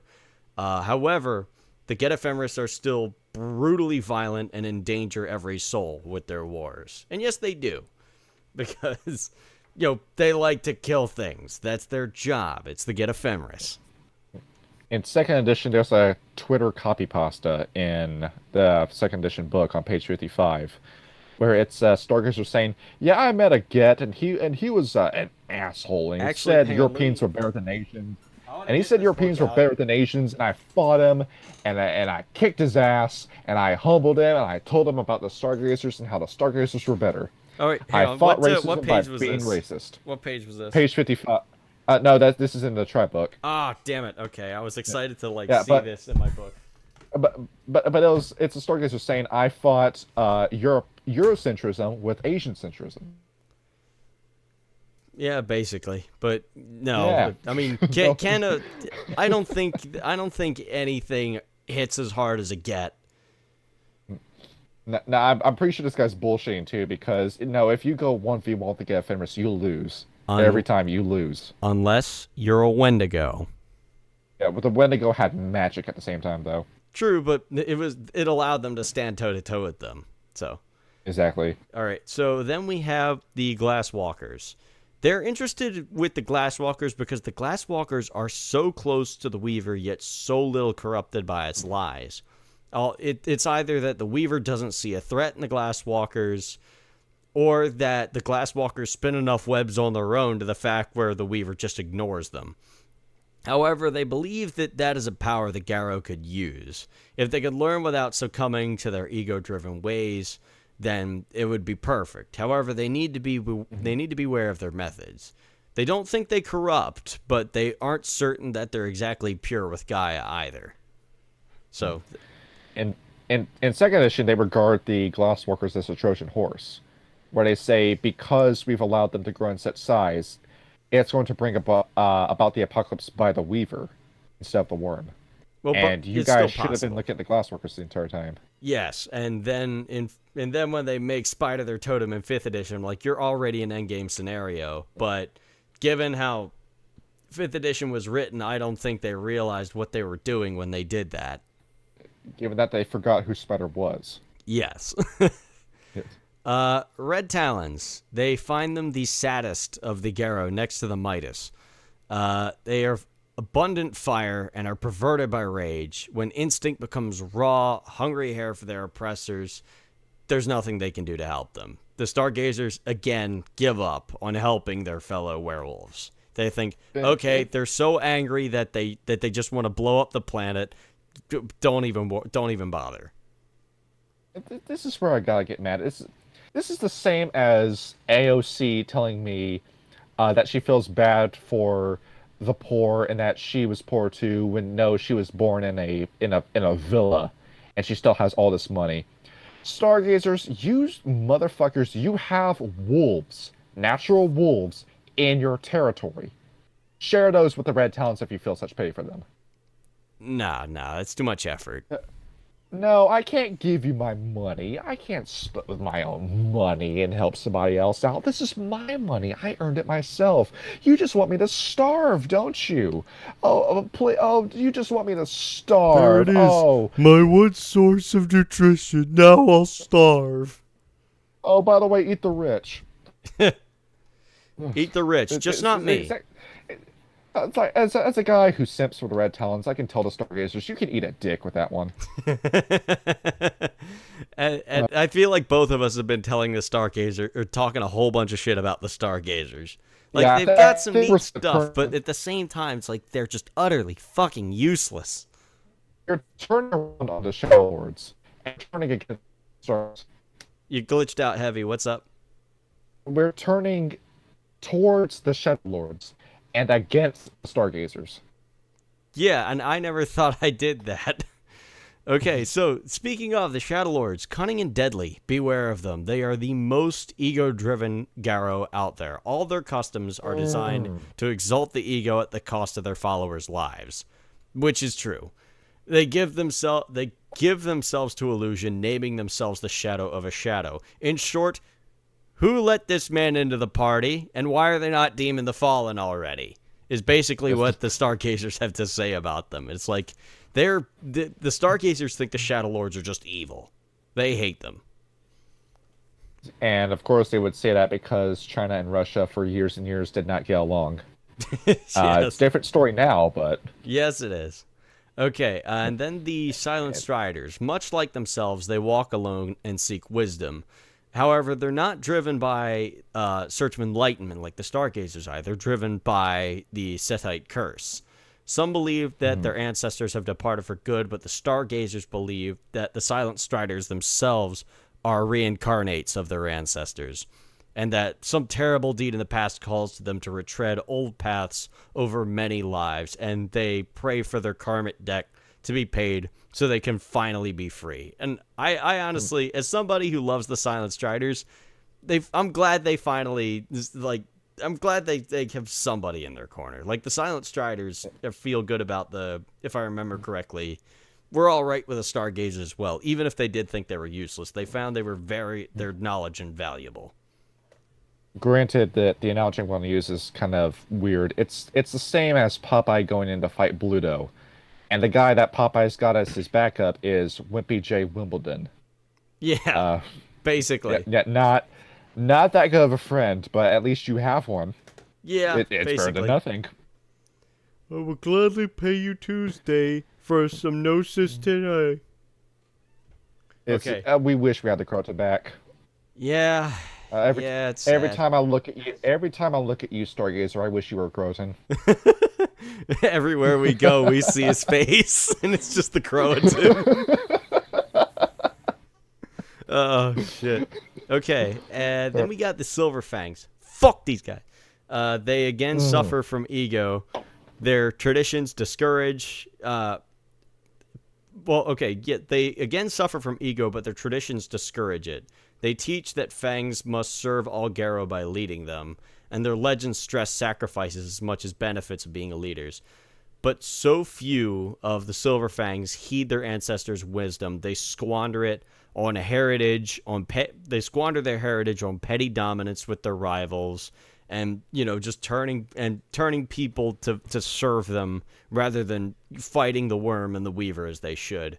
Render unto Caesar their due, but do not take their role so seriously. Only when they sacrifice their ego will they finally reclaim themselves as rulers of the Garo, which I don't think will ever happen. They quote Confucius in second edition, and the quote being, "The good man doesn't grieve that others do not recognize his merits. His only anxiety is lest he should fail to recognize theirs." So that's what they say about the Surfangs, is that you guys love to point your finger at everyone except yourselves. And you love to point out everyone else's shortcomings, but the minute the Surfangs make a mistake, we gotta brush it underneath the rug. There's an infamous story with the Silverfangs about Ayana Spechnikova, Mm-hmm. who was a Silverfang who died, and then the minute she died, in hopes that they could recreate and capture her soul for reincarnation, they started impregnating their prepubescent kinfolk in order to capture her spirit. What the fuck, Richard? Oh yeah, that's in lore. Yeah, that's fucked And up. and then of course the Shadow Lord Inquisition blew the doors on the operation, and that entire house was slaughtered for doing that. I mean, as they should. That's fucked up. But I would like to go to bat with the Surfangs and say it's not the Surfangs who make all of the decisions. Every member of the Guru Nation has a say. It's just that the Surfang vote counts for 2 votes. Because the Surfangs weren't the ones who killed the Bunyip dude. That was the Red Talons. Yeah. So everybody loves to shit on the guy in charge, but nobody wants to be the guy in charge. Yeah, that's true. Even though you've said before to put the Fianna in the leadership position, and Yeah. I am biased on that, but I feel like they should. If only they and the Wendigo would stop like bickering over who has lost more in this fight, Yeah. then Exactly. there would be a shot. But no. So Mm. then we have the Uktena. They find they are very wise Garo. They respect them greatly, but they are worried about them. They feel as if, again, the Uktena don't realize the true enemy, and they seek the worm and its false liars where they risk corruption. So the Stargazers would like to try to guide them however they can. Not entirely sure what they Yeah. mean by that, but They accuse the Uktena of being too close to the worm because they pieced together where Uktena came from. Uktena was a worm totem before Uktena split himself from the Uktena to make it bigger and better than the worm ever could. And the Uktena, everything the Uktena does is to spite the worm. It's it's the same as Dane Mustaine leaving Metallica to make Megadeth. basically. Yeah.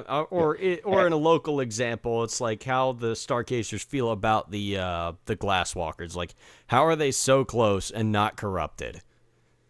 Will like to point the Ouroborns again. Yeah, exactly. Uh, Uh, and the Uktena, don't worry about the Uktena, Stargazers. You're an ethnicity that isn't white. They'll spare you when they take over. and the Wendigo, they find they are noble and tragic. They bear a lot of suffering, and they symbolize the suffering that comes from separation from a true Gaia realm. They labor under great rage, but they temper it nobly. Their bitterness and hunger for revenge is similar to the Eater's souls, however. And the Stargazers are incredibly worried about this. However, they believe that if the Wendigo can conquer this, they could be mighty. So they feel like the Wendigo have a lot of pain they're holding on to, but their vengeance risks corruption. However, they do have a chance to overcome it. So they have a If good I what's up? if I could bring up for a minute just what an asshole the narrator of the Stargazer second edition book is when he's talking about the Wendigo. Oh yeah? Uh, to quote the sentence directly, hasn't anyone ever noticed that their totem, the titular cannibal spirit, is altogether a little too close to the worm incarnation of the Eater of Souls? Fuck you, whoever this character is. You call the Get a Fenris racist, but then you go out and you say that? Yeah. Yeah, he sounds like he sounds like a fedora tipper. Oh my Jesus. What a This, dick. this is the same. It's the same guy who see like a public shooting and then like blame the victims for it. Yeah, he's a victim Oh, blamer. Is what he is. there's also a story that doesn't go anywhere in second edition that some Stargazers tried making contact with the Wendigo, but the only thing that was left of them was their journal of the event, and it stopped before they made contact with the Wendigo. So maybe that's some subtext that the Stargazers blamed the Wendigo for maybe killing some Stargazers, but I don't think that's true because the Wendigo didn't do that with the Get of Fenris. No. Well, I mean, the So Get Ephemeris started that fight because they were trying to yeah, colonize. yeah, and eventually the two of them, well, they didn't kiss and make up, but they They split the territory in two, and then said, "You get that half, I get this half." they came to a gentleman's agreement. It was like Ryden and Senator Armstrong shaking hands at the end of that fight. Exactly. Okay, so Well, what's up? yeah, you gotta love just how one hand doesn't wash the other with the Stargazers, dude. Like everything we've talked about, these guys want to make themselves sound like the moral superiority, when really you're just as bad as the people you're fighting. You just don't They recognize it yet. really had. Well, yeah. I don't remember who said so, but somebody once said. I think it might have been Teddy Roosevelt actually.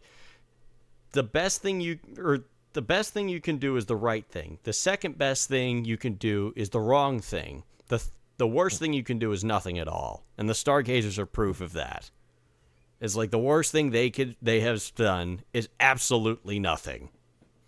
Hmm. Especially during all of the suffering in the 19th and 20th century. Hmm. Okay, so then we move on Love these to guys. the others in the Beast Nation.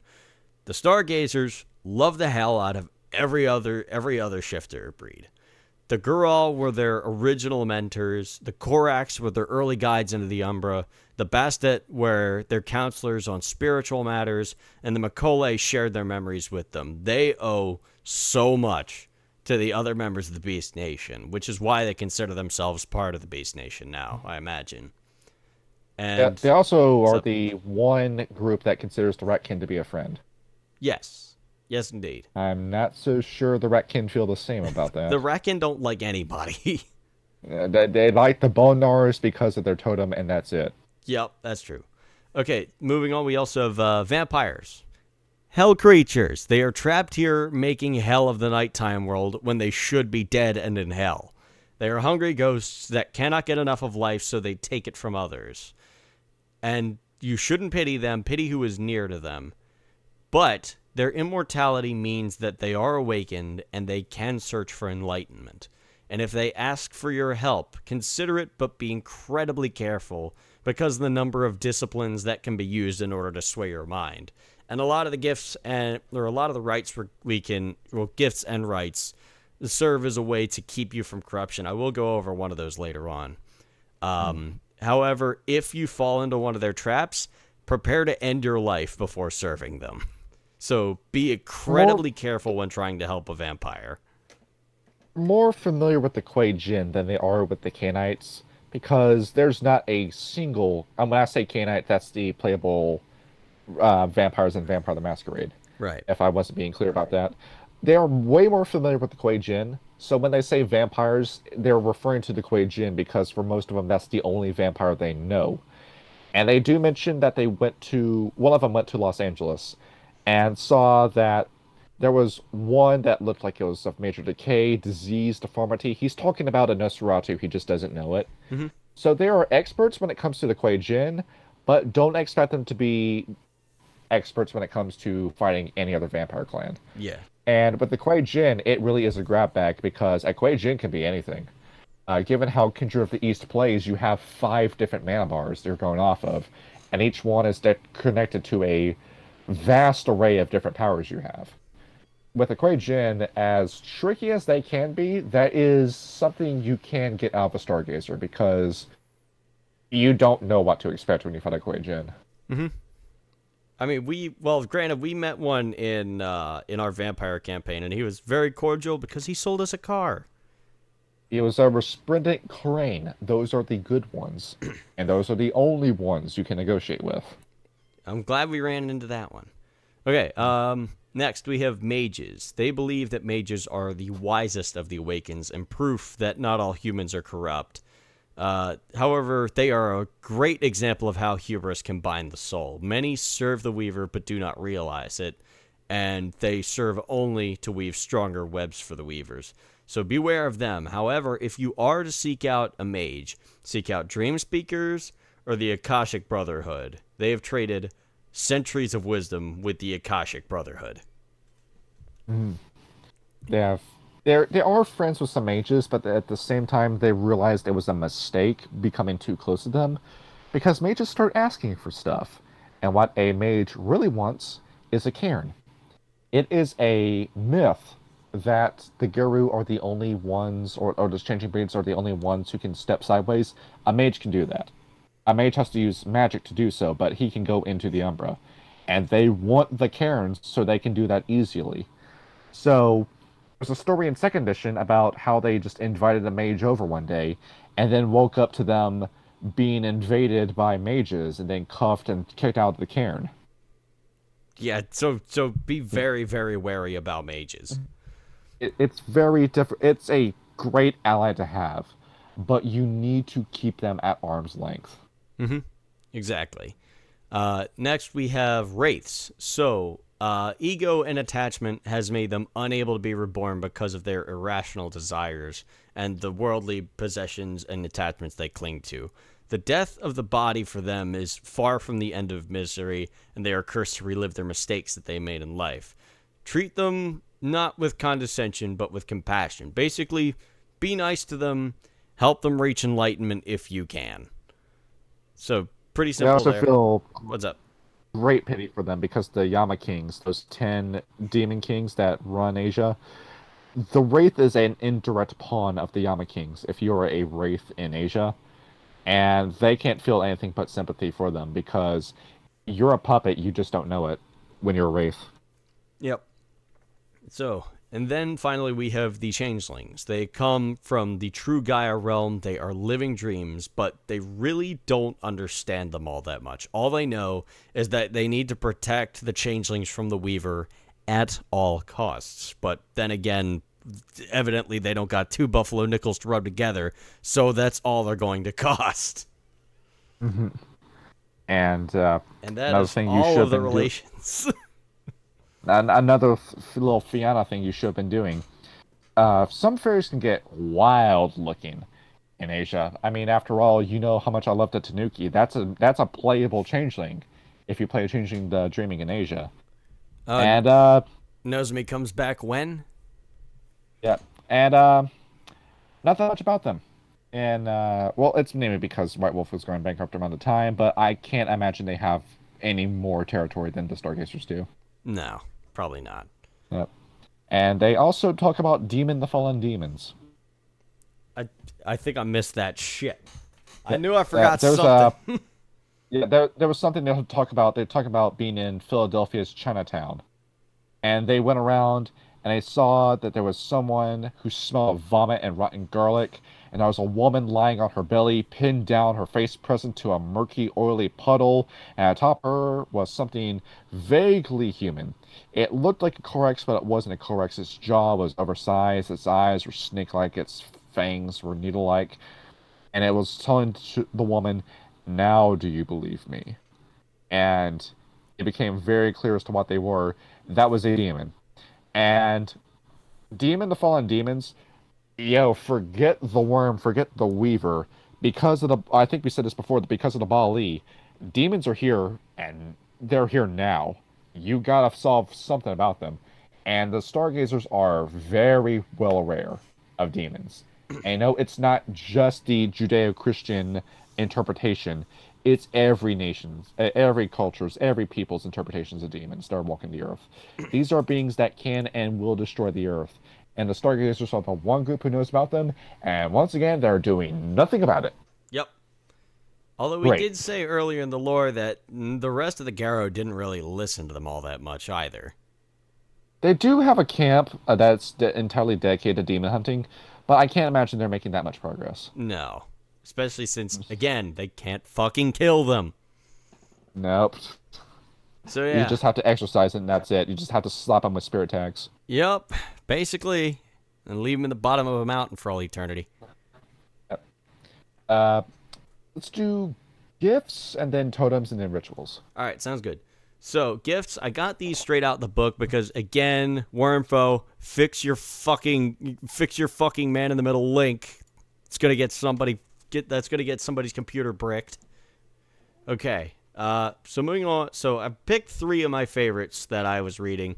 The first one basically just goes over what I was saying earlier about working with vampires and being able to resist a pull. Resist temptation, which is a rank 2 gift. Using gestures to their chakras, the Stargazer can resist worldly, mental, and spiritual temptation, including corruption. This gift is taught by an earth spirit. So the system, the player rolls wits and rituals and spends 1 gnosis. Each success raises others' difficulties to enscroll or supernaturally coerce the character by 1. A vampire trying to dominate the Garrow will find it harder to succeed. Against non-supernatural coercion, the gift is automatically successful, meaning mundane con artists and temptresses have absolutely no power over the Stargazer. They can just say, no, I'm not going to, and that's the end of it. And that's actually an incredibly useful gift, but it's locked to the Stargazers. Combine that with what's going to wind up being our totem in our live play, Bacchus. Mm-hmm. And there goes that flaw, there goes that ban that Bacchus gives you. Exactly. Solve it with that. But that's a Stargazer gift, so... Nope, no one else learns it? As far to my... Not that I saw in the book, but I could be wrong about that. Mm. Okay. Yeah, once again, we can't check the link to be sure. Yep, thank you, Wormfo. Very cool. Next, Walk the Web, which is a rank 3 gift. Because we know that the Weaver is the Stargazer's primary concern, the Stargazer can walk through Weaver realms without attracting attention. Pattern spiders will ignore them and go about their business. The character must chant a mantra through sub-vocalization. This gift is taught by various enigmatic. However, if the Stargazer takes direct action against any Weaver minions, the effect of the gift is canceled. It didn't say in the book that there was a system for it. Either I glanced over it or the page glitched out, but it doesn't say there was a system. I think this is just something you can do. I don't know how, because again, the book didn't have a system. If you can correct me on that, I'd appreciate it. Yeah. All right, read this. You look at the system again. The what? There's no tag next to it that says system. Yeah, there wasn't. Not that I saw. Oh, you just read a Mind's Eye Theater gift then. Oh, I did, didn't I? Fuck. Yeah, that's one for a LARP.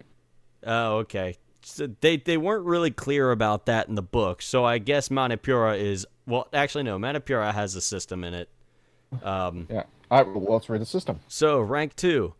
Manipura. The solar plexus chakra stirs, allowing the character access to powerful energy and strength, which can greatly aid Galliard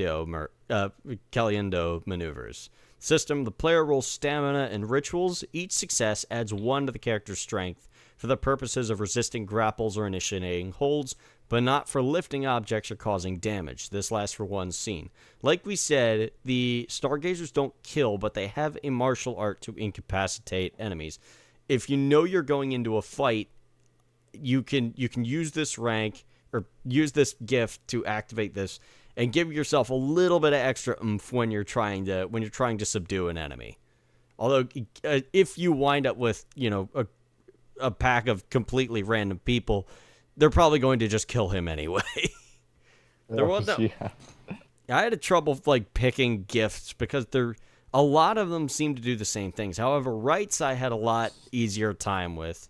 So we See if you can control F and find this one. let me go It's hunt through called it. it's called Burning Firemind. Burning Firemind. Give me a sec. I'm gonna. And I'm going to read this one to you because this one is straight nasty.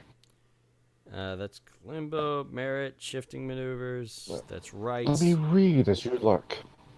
The spoken mantra for this gift is Om Hana Daha. Oh, by the way, they have a few gifts that are um, taught through meditation. This is one of those.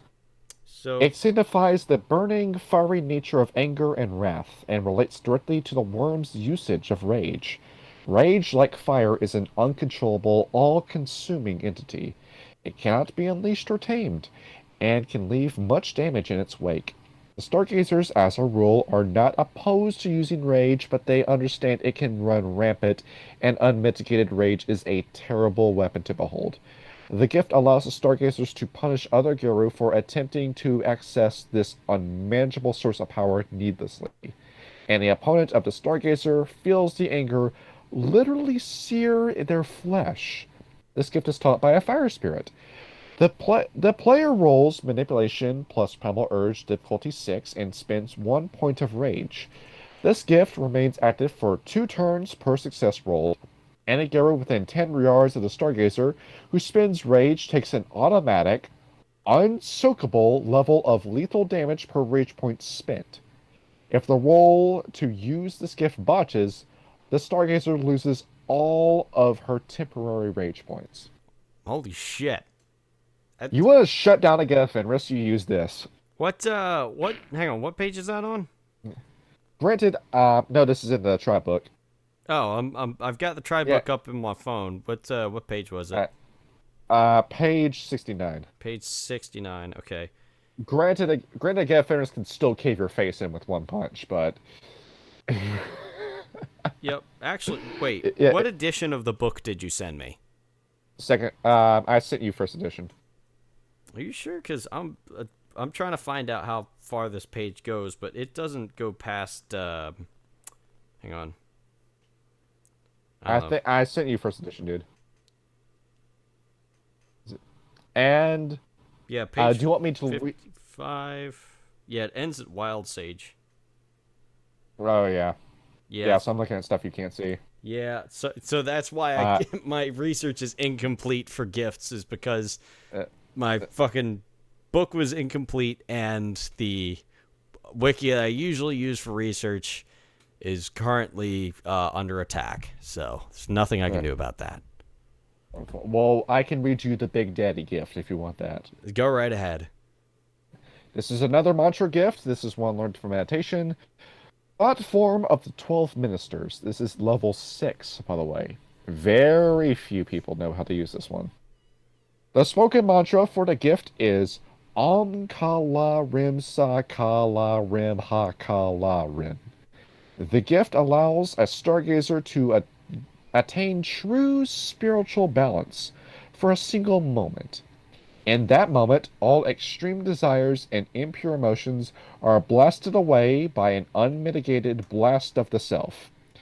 A startling crackle of energy travels like lightning to each of the Stargazer's chakra points. It only lasts a second, and then it's gone. But in its wake, the Stargazer is left empowered by and burning with a halo of pale green fire. Uh-oh. There is only a handful of Stargazers who have ever been worthy enough to learn this gift, and it can only be taught by an avatar of the Chimera. The player spends a single temporary point of Gnosis, Rage, and Willpower. For the remainder of the scene, the Guru gains a series of trait bonuses, +2 Perception, +3 Enigmas, +3 Empathy, and +3 Brawl. There are 2 other benefits as well.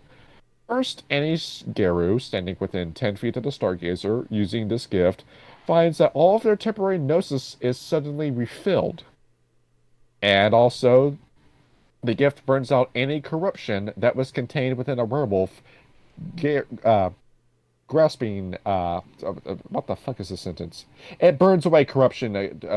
That's Wolves fuck. within 10 feet. That and the whole fucking immediately restores all your temporary gnosis. That's pretty fucking sweet. Yeah, but granted, no, next to nobody knows this. True. I mean, as somebody, it'd be nice as somebody who has been playing basically a spellcaster in werewolf form. And you need to get back to that cairn. Yes, I need to get back to the cairn, have sex with Bacchus again, get my gnosis back, and then we're good. You need to get back to where you once belonged. Yeah, and hopefully get the holes in my chest fixed because I gotta wear off some aggravated damage. Yeah, you still have those. Yeah, which is why I'm really glad we didn't fucking fight Ragnar. Yeah. Oh, We have okay. We have 4 totems. You want to talk about totems? Yes. We're going to go hard on rights after this to compensate. Okay. Behold, I think there is one for each type of renown. Yes, there is. Okay. We have 1 respect, 1 war, 1 wisdom, and 1 cunning totem. Let's talk about them. All The right. first one is Suzaku, the red bird, totem of respect.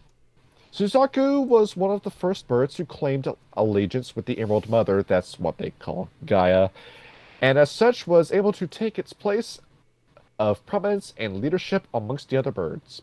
This avian empress is haughty and disdainful to those who aren't with her, but all who follow her as her children are accorded much favor. She teaches her children to be highborn and always strive to be better as individuals. Suzaku has a rivalry with Falcon and his followers. This is the reverse Falcon, so to speak, Right. for the Silver Fangs. In their traits, packs chosen by Suzaku gain 3 dice to leadership rolls. The Avian Empress also purifies the blood of her children slightly, distilling it down to a stronger bloodline. Each of her children may add 1 dot to pure breed. The ban. Suzaku demands that all pack members who follow her must spend all their efforts, in other words, at least 1/3 of their experience points, in improving their social skills, which is appearance, charisma, and manipulation. Well, that's kind of interesting that way. But I mean, given the fact that it adds leadership roles, if you pair that with some other attributes or abilities, that actually might be a very good diplomatic build. And we'll get to talk about Falcon soon. We're going to get to talk about Falcon when we do the Silver Fangs. Yep. Because Falcon, I can't wait to land the Falcon, dude. Man's got a bone to pick. Yeah. Yeah, if you think Grandfather Thunder's bad, you look at Falcon. We will. All right, who we got? Byakko, the white tiger, totem of war. Byakko is a sleek and swift hunter, moving like a fast wind, but he is saddened for his own flesh kin of albino tigers are largely gone from Gaia's flesh, and he alternates between periods of sadness and anger. He can be calm and wise 1 minute, but bloodthirsty and Yeah. manic the next. Byakko has identified the enemy who believes destroyed his children, the Weaver. Traits. Byakko grants each of his children 1 dot dexterity to help keep them quick and nimble. He also permits his packs 3 extra dice on any attack roll or defense roll involving specifically claws or teeth, no melee weapons. The White Tiger appreciates when his children rely on their own natural weapons for war. The ban: followers of White Tiger must not own tools of the Weaver. Items with more than 1 moving part or electronic devices other than one's those are the ones that earn Byakko's ire. Simple objects like knives, clothing, crowbars, etc. don't anger him. So you can still wear clothes at least. You must be ape-brained while working with Byakko. This is literally the return to monkey, or in this case, return to white tiger. Return to Big Angry White Tiger. He's a character in Yu Yu Hakusho too. I like his character. Oh, interesting. I haven't Yeah, you watched get to that meet show, but I did watch the fucking Super Eye Patch Wolf video on it. Yeah, he's a meathead and he's fun. Sounds like it. Next totem. Seryu, the Azure Dragon, totem of wisdom. It's starting to kick in, Kyle. It's starting to kick in. How do you spell Seryu? Sorry. Seiryu. All right, good. I never would have found that on the page otherwise. Seryu is an ancient sea dragon, as primordial as old as water itself, and cousin to Uktena. That's a weird family. The two Yeah, of you look nothing like each other. well, that's why they're cousins. You sure we come from the same mom? Well, no, not the same mom. Cousins, not siblings. Yeah. Your mom looks nothing like my mom. How are we related? Well, I mean, that happens, so yeah.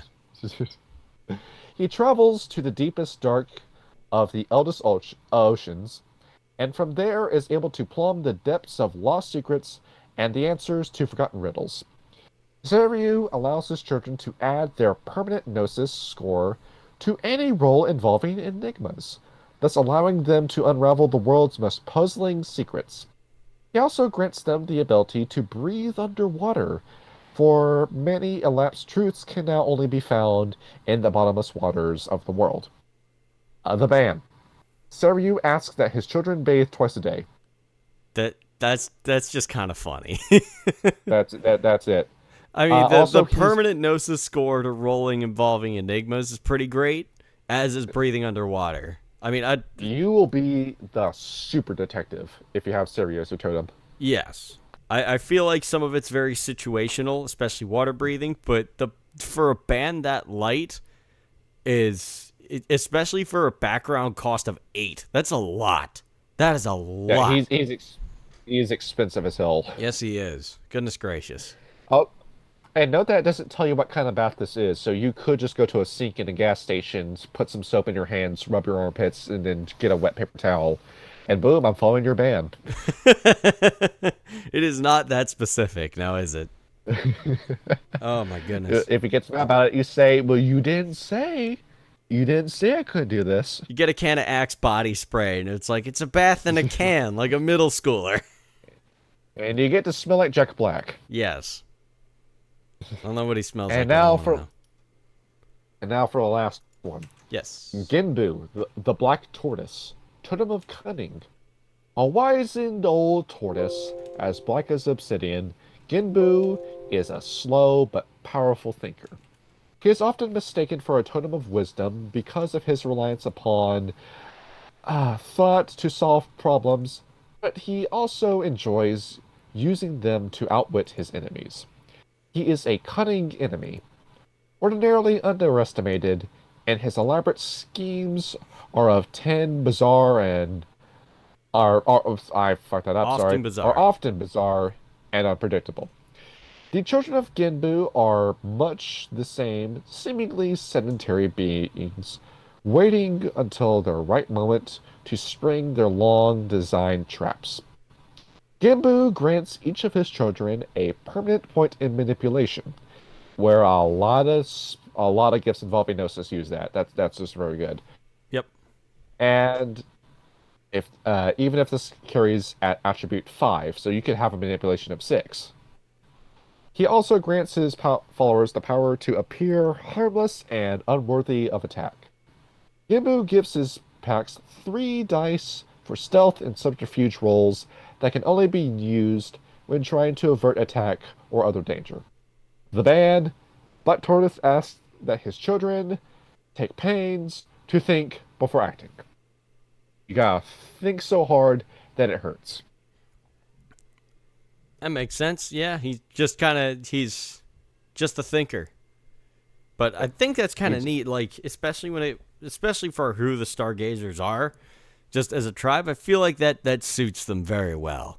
But at the same time, that also plays into a direct weakness as why they failed as a tribe. yes, absolutely. It's like we're gonna wait and see, and then eventually this will work if everything goes like we planned it. But nothing ever does. And then all of them do the fusion dance and combine into one totem, Chimera. Yes.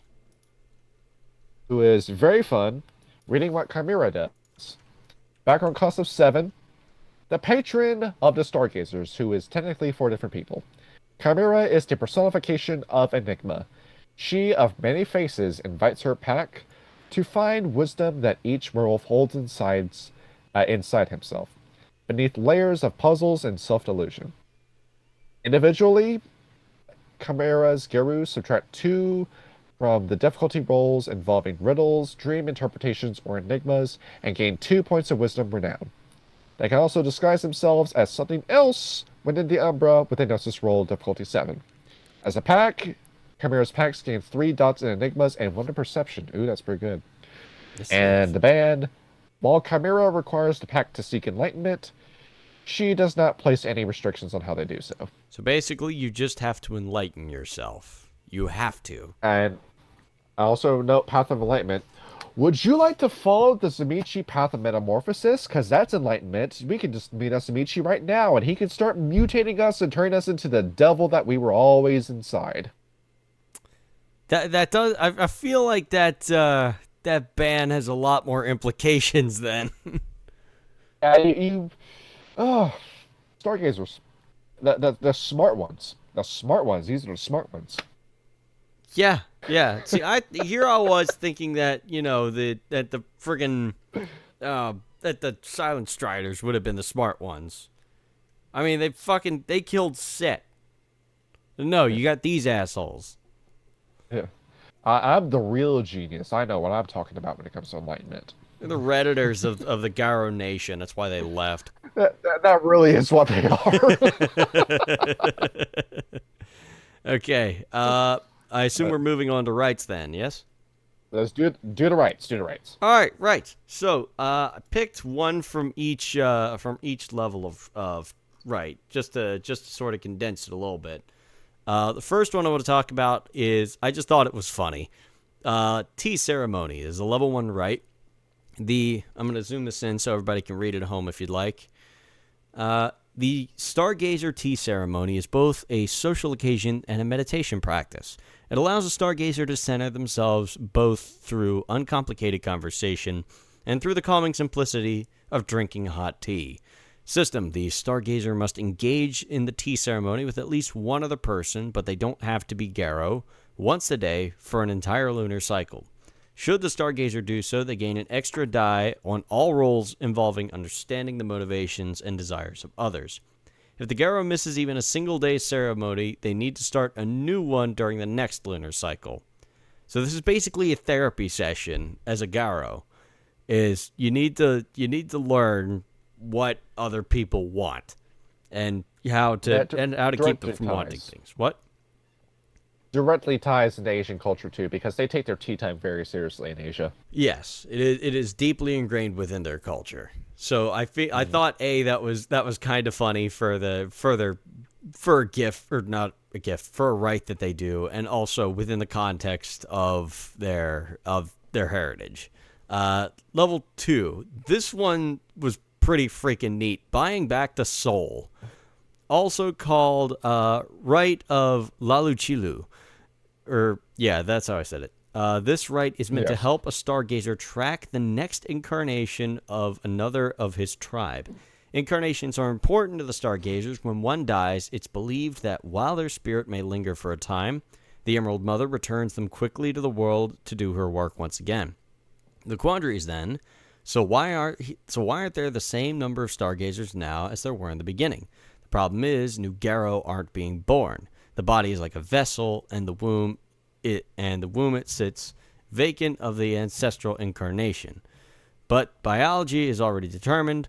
While the ancestral spirit may become the new child is more than likely not a Stargazer werewolf. Hence, the incarnations are still being born, but into the bodies of kinfolk, not Garo. To perform this rite, the rite master must present at the death of the Stargazer whose soul he wishes to track. Once the Garo has departed, this rite must be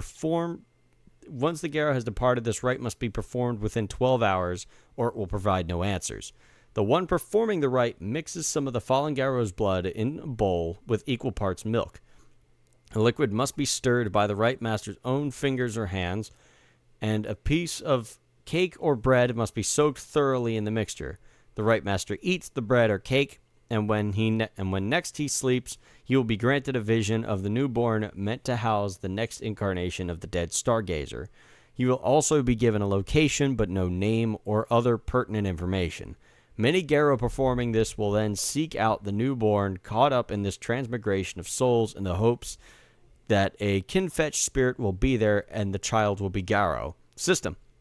Stargazer must enact the rite as described above with all conditions present. The player rolls perception and rituals, and the difficulty of the roll is the departed Garo's permanent rage score. The greater the success, the longer the vision. This allows the Rite Master to more clearly see the details of the identity or other pertinent information regarding the child. At the storyteller's behest, a player can roll a perception and investigation roll with the difficulty being 10 minus the number of successes gained on the roll to perform the rite. This roll can allow the Stargazer to pick up on key details that may help further track the child. Note that the presence of this rite does not guarantee that any given Stargazer will undergo a second incarnation. If all Stargazers are reincarnated, the tribe would have no ancestor spirits. I thought this was really interesting because, well, now knowing the lore, somebody probably just forgot to fucking do this for whoever the incarnation of I'm forgetting of Glytal was. Somebody in the chaos just forgot to do it, and then they were fucked. Or he's either dead and he's not shown up again, and they just gotta look around and say, "Where's the baby? We don't have anyone to do Stargazers. Well, I guess we gotta go talk to all the other Garu, but the Garu don't like us, and we're stuck in Tibet. Now we can't do anything." I mean, the next Clytol, who was to guarantee that he was going to be a Stargazer? I don't think we were told explicitly in the book that he was a Stargazer. I mean, you could have an instance where they're going to a Black Fury who just gave birth to her baby, and the Stargazers say, "That's our prophet, that's our kid now." Oh, that would be all kinds of fucked up. Yeah, but who's to say that didn't happen? It probably did at some point. I mean, granted, if I am missing that, somebody pull that up in the comments with a page number. Yes, we would like to know. Here's another one that I was looking at. This is a ranked 3, right? It's Rite of the Seed of Desire. So desire in of itself is unavoidable. Everybody wants something, and few Stargazers deny this. However, many Stargazers also openly deny their own desires, giving in only to the beneficial desires of others, or the desires of the rest of the world. Lust, greed, gluttony, these traditional sins are also the seeds of desire that afflict all. Stargazers would seem the model of desire denial, and many of them are. Unfortunately, however, this representation also lends itself to the theory that every action has an equal and opposite reaction, and sometimes tamping down one's own desires causes them to pop up later at twice the strength. The longer one denies, sometimes the harder it is to deny the sweet succor of want. This ritual helps curtail that to a degree. When performed, it literally gives spiritual form to a Stargazer's desires in the form of an urge spirit. In the umbra around the Stargazer, the urge spirit manifests and can thus be communicated with, defeated, or even bound into a fetish. If the spirit is thus diminished, so are the Stargazer's prevalent bad desires. This rite is only performed on those Stargazers found truly desirous of negative things, however. For instance, a Stargazer with a bad chocolate habit or unrequited love in his heart doesn't usually count as one besieged by negative urges. Only those Stargazers who are plagued by grievous desires or have already given in are the subject of this rite. A Stargazer who is addicted to pain medication or pain itself is a good choice. As is a Stargazer with a dangerous love of money, women, or alcohol, the Rite Master must spend at least 8 hours in the company of the afflicted. After the 8 hours is complete, the Rite Master must speak the mantra of desire, Klim, over the subject before blowing bone dust in the subject's face. The rite must be performed as above. The player rolls charisma and rituals. The difficulty begins at 10 and is reduced by the number of willpower points spent. Both the Rite Master and the subject of the rite can spend willpower to reduce the difficulty of this roll.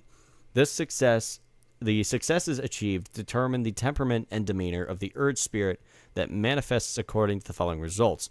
1 success, the spirit comes eventually and is initially hostile. 2, the spirit manifests quickly but is still initially hostile. 3, The spirit comes immediately and is neutral. 4, the spirit comes immediately and is passively benign. 5, the spirit comes in and is immediately friendly. If the roll botches, there are disastrous consequences. The urge spirit doesn't manifest, but becomes worm taint that afflicts both the subject and the Rite Master. If the urge spirit is successfully summoned and dealt with, the subject is cleaned of negative desire, but it may grow if unchecked. If the spirit isn't successfully dealt with and is allowed to escape and return home to the Stargazer at the end of the scene, the subject loses 1 point of wisdom renown, and the Rite Master loses 2. The urge spirit has the following traits. It has a willpower of 7, rage of 9, gnosis of 5, and essence of 20 to 30, and it has charms as well, materialize, blast, and corruption. I thought this is pretty freaking neat. Not just because of the fact that this is part of the whole Stargazers thing, it's the fact that they were formed alongside Hinduism and Buddhism, but the fact that they had this whole ritual to directly communicate with potential corruption. That is so freaking cool. With the spirit, good. The spirit that's telling you to become an alcoholic, that spirit that's telling you to jerk off to porn every day, the same one that's telling you that you need those opiates to survive. You have a conversation with that. I think that's amazing, and I really wish that there was an equivalent right to that. That's very similar to confronting your shadow self in Wraith, where you have a player that plays the darkest aspects of you, and you can have a conversation like that, but in Werewolf. Yeah, I think that's pretty neat. Like, I wish that was available to different tribes, because I love that. You wish that was available at Alcoholics Anonymous in rehab. Yeah, basically. Okay. We're going to confront the reason why you drink today, in a literal sense. Yes, and then there's me sitting on the bed wearing a St. Patrick's Day hat, just crushing Miller Lights. Okay. Surrounded by candles and spirit tags. I've got 2 more that I want to go over. Do you want me to go over both of them or just one? We have a little bit of time left, both. Okay. So the first, this is a level 4 rite. This is the Pilgrimage of Non-Being. This rite is forced upon a Stargazer who has committed a grievous sin against a Scepter tribe. It is reserved for one who has brought deep shame to himself and others. The Stargazer's hands are bound, and he is led over a period of months to a number of Stargazer holy places. At each cairn, the offending Garo must eat ashes while the cairn guardians condemn and ignore the Stargazer. At the final cairn, upon completing this grim pilgrimage, the Stargazer's entire identity and memory fall away, toppling like a house of cards that can never be rebuilt. He becomes tabula rasa, a clean slate, unable to regain the most simple and intimate of memories, not even his own name. Most of the tribes of this rite as the utmost of punishments, but a rare few view it as a reward. Some believe that one of the highest states of being is actually a state of non-being, and they seek to have this rite performed upon them so that their souls may transcend. There is an even lesser held belief that this rite is useful for curing Hirano. However, to make that worthwhile, one would have to find a way to allow the old memories and identity to resurface after the rite is complete, but as of yet, nobody's come forth with the means to make that happen. System. The Rite Master must travel with the Stargazer to be punished, and must escort him to a number of cairns equal to the offender's rage score. The punished must be taken to the very heart of each cairn, where each guardian congregates, aiding in the rituals as defined above. Once this pilgrimage is completed and all cairns have been visited accordingly, the player rolls Charisma and Rituals roll, difficulty the offender's current rank plus 4. If successful, the punished Garo loses all renown and must start anew. He also loses identity and all the memories associated with it. All other traits, however, remain the same. If this rite fails, it's assumed to be a sign from Emerald Mother that the offending Stargazer can be redeemed by other means. A botch on this roll means the Rite Master loses 5 points of wisdom and the offending Garo loses nothing, including his memory. So, in the event that you are so far gone that not even the Rite of Seed Desire will help cure you, they will quite literally just wipe your hard drive clean. This is like you have a logic bomb on in your kernel. We just need to wipe it. Compare that to the Wendigo, where the best option they have is to reduce you to the point of a Goliath. And Exactly. that's the best Wendigo. This is what drives me crazy about that Werewolf video, because they keep going, oh, they're like cult finders, and they find out who's involved in a cult, and they get people out of cults. That's not it. That's not it. It's that these are people who are the Alcoholics Anonymous and rehab group who are grabbing you and getting you to cut your shit out. That's what they are. They want you to reach enlightenment and be the best you can be for Mother Gaia. So, be all so you can be. So you can join the circle where they're all sitting and wait for death. Yeah, basically. I mean, we want you to die. We want you to die as yourself. Look, I'll go once just to make sure I stop drinking so much, but then after that, I'm going back to the pub. Fuck that. Yeah, but you're going to relapse, and then we're going to go through this 4 different times. No, relax. I'm only drinking local brews. No worm shite in that. This was brewed in a farm with regular wheat and regular water. I mean, this is also why these guys downplay the worm so much. I mean, Ouroboros aside, they have so many gifts and rights related to purging corruption. Yeah, so they don't have to worry about it as much. And yeah, that's one of the quickest ways to get a game over in Werewolf 2. What, just getting corruption? Over-corrupted. Oh yeah, absolutely. Yeah, corruption and not treating it. Yeah, so you need to make sure you have theurges around who know their rituals.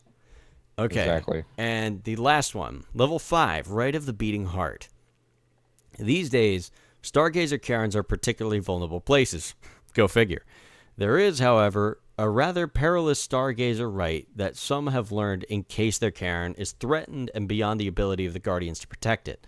With this rite, a Stargazer may take the powerful heart of a cairn into their own heart and secret it away from the place so its power may be planted anew, or at least added to the strength of an already existing cairn. In performing the rite, a single Stargazer must first successfully perform the rite of the opened cairn. Once this is complete, the werewolf must then consume some part of the land in the surrounding cairn. This may be soil from the ground, water from a lake, or even pieces of brick or concrete if it's an urban cairn. Finally, the Stargazer must plead with the totem spirit of the cairn, begging and cajoling until finally the cairn heart is relinquished for a time, taken deep into the Stargazer's own still-beating organ. But this rite carries with it an exhausting price. The Stargazer who takes this burden unto themselves will die soon after performing the rite, as their flesh is simply too frail to handle the potent energies that accompany a cairn's own spirit. The time to affix the cairn's heart back into the flesh of the Emerald Mother is severely limited. Knowledge of this rite is exceedingly rare. System. As directed, Stargazer must first successfully open the cairn using the rite of opened cairn. After consuming some part of the cairn, the player must roll for the Stargazer to engage in a contest of pleas and supplications versus the cairn's totem spirit. The player rolls the Rite Master's charisma and performance with a difficulty of the cairn's rating +4.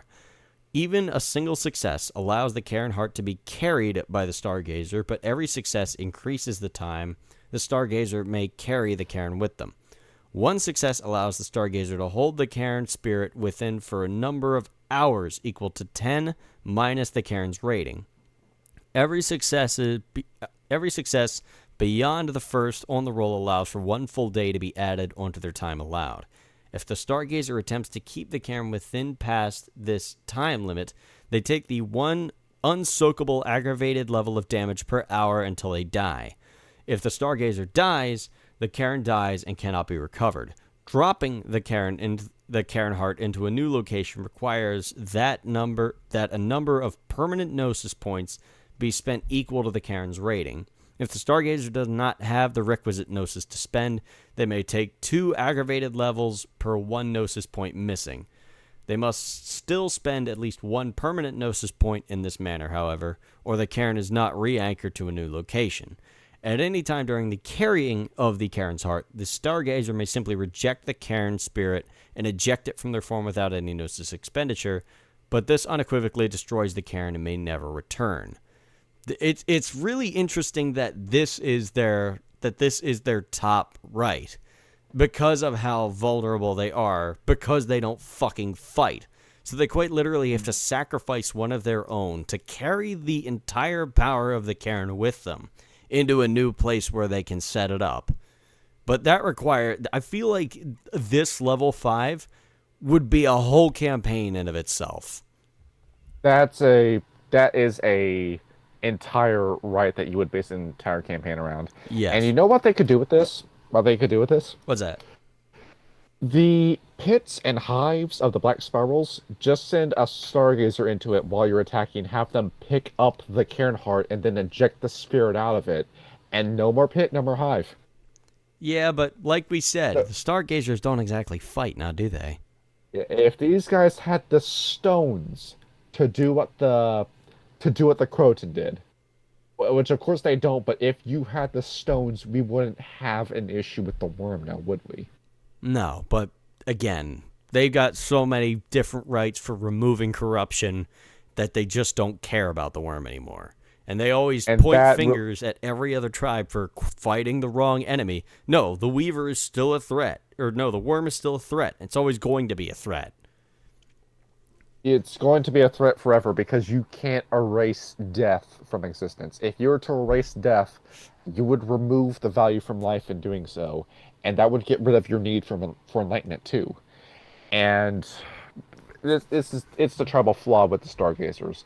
It's that the Friedrich Nietzsche will always be the best philosopher because he's the guy who realized that the entire field of philosophy, it's just guys trying to justify their worldview and think being a professor or having a book means you're right. And that's the case with the Stargazers. You're not right about anything. You've gone so deep into your enigmas that you have become more confused than any other tribe out there, and you are an active detriment to the nation. In short, they have their heads so far up their own ass they can use their nipples as a periscope. Hopefully, hopefully Clyde would return. In your fan fictions, that's not going to happen in the fifth edition, It and is not. I don't think there's going to be a sixth. In all honesty, Yeah. because So I think I can see the IP going under again. yeah, I But don't have high hopes for it, but we keep it alive as much as we can. Look, if the Amiga, despite going bankrupt in 1996, could have a following for like the next 10 years until eventually it just couldn't be viable anymore, then god damn it, so can we. and the best thing that could happen for this tribe is for Clyde to come back and say, "I have the answers. I have the answers that we're looking for. I have a plan now. Let's go do it." That's the best thing that can happen for the Stargazers because I could see the Fianna being in the exact same issue if they never fought the Silverfangs and if they never left Ireland. That they would be in the exact same position. We probably wouldn't have a Fianna actually No. because the Weaver's so powerful in Ireland. Yeah, it is. Well, that and the level of worm corruption and Loch is like they would just be sitting on the mountain above it, being ready to be torn apart by both of them. And then the Get Ephemeris And would have to come in and clean up the mess. and you understand the seven deadly sins, right? That one of them is sloth.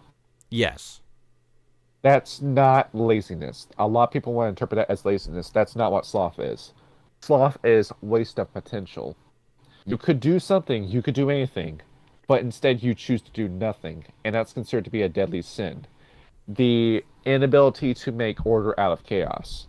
And that is exactly what the Stargazers are, because they understand so much and claim they don't have the power to do anything with it. When you are Geru, you have so many other people that you could make connections to, and you choose to do nothing instead. Like we said earlier in the episode, the best thing you can do is the right thing. The second best thing you can do is the wrong thing. The worst thing you can do is nothing at all. And that is what the Stargazers have decided to do. In terms of mixing splats, it is very obvious that these guys are going to be deeply integrated with the Kuei Jin. If you are running Kindred of the East, God bless you for doing that, by the way. I've never seen a game like that in the wild, and that's a very difficult game to understand. So you might run into a Stargazer.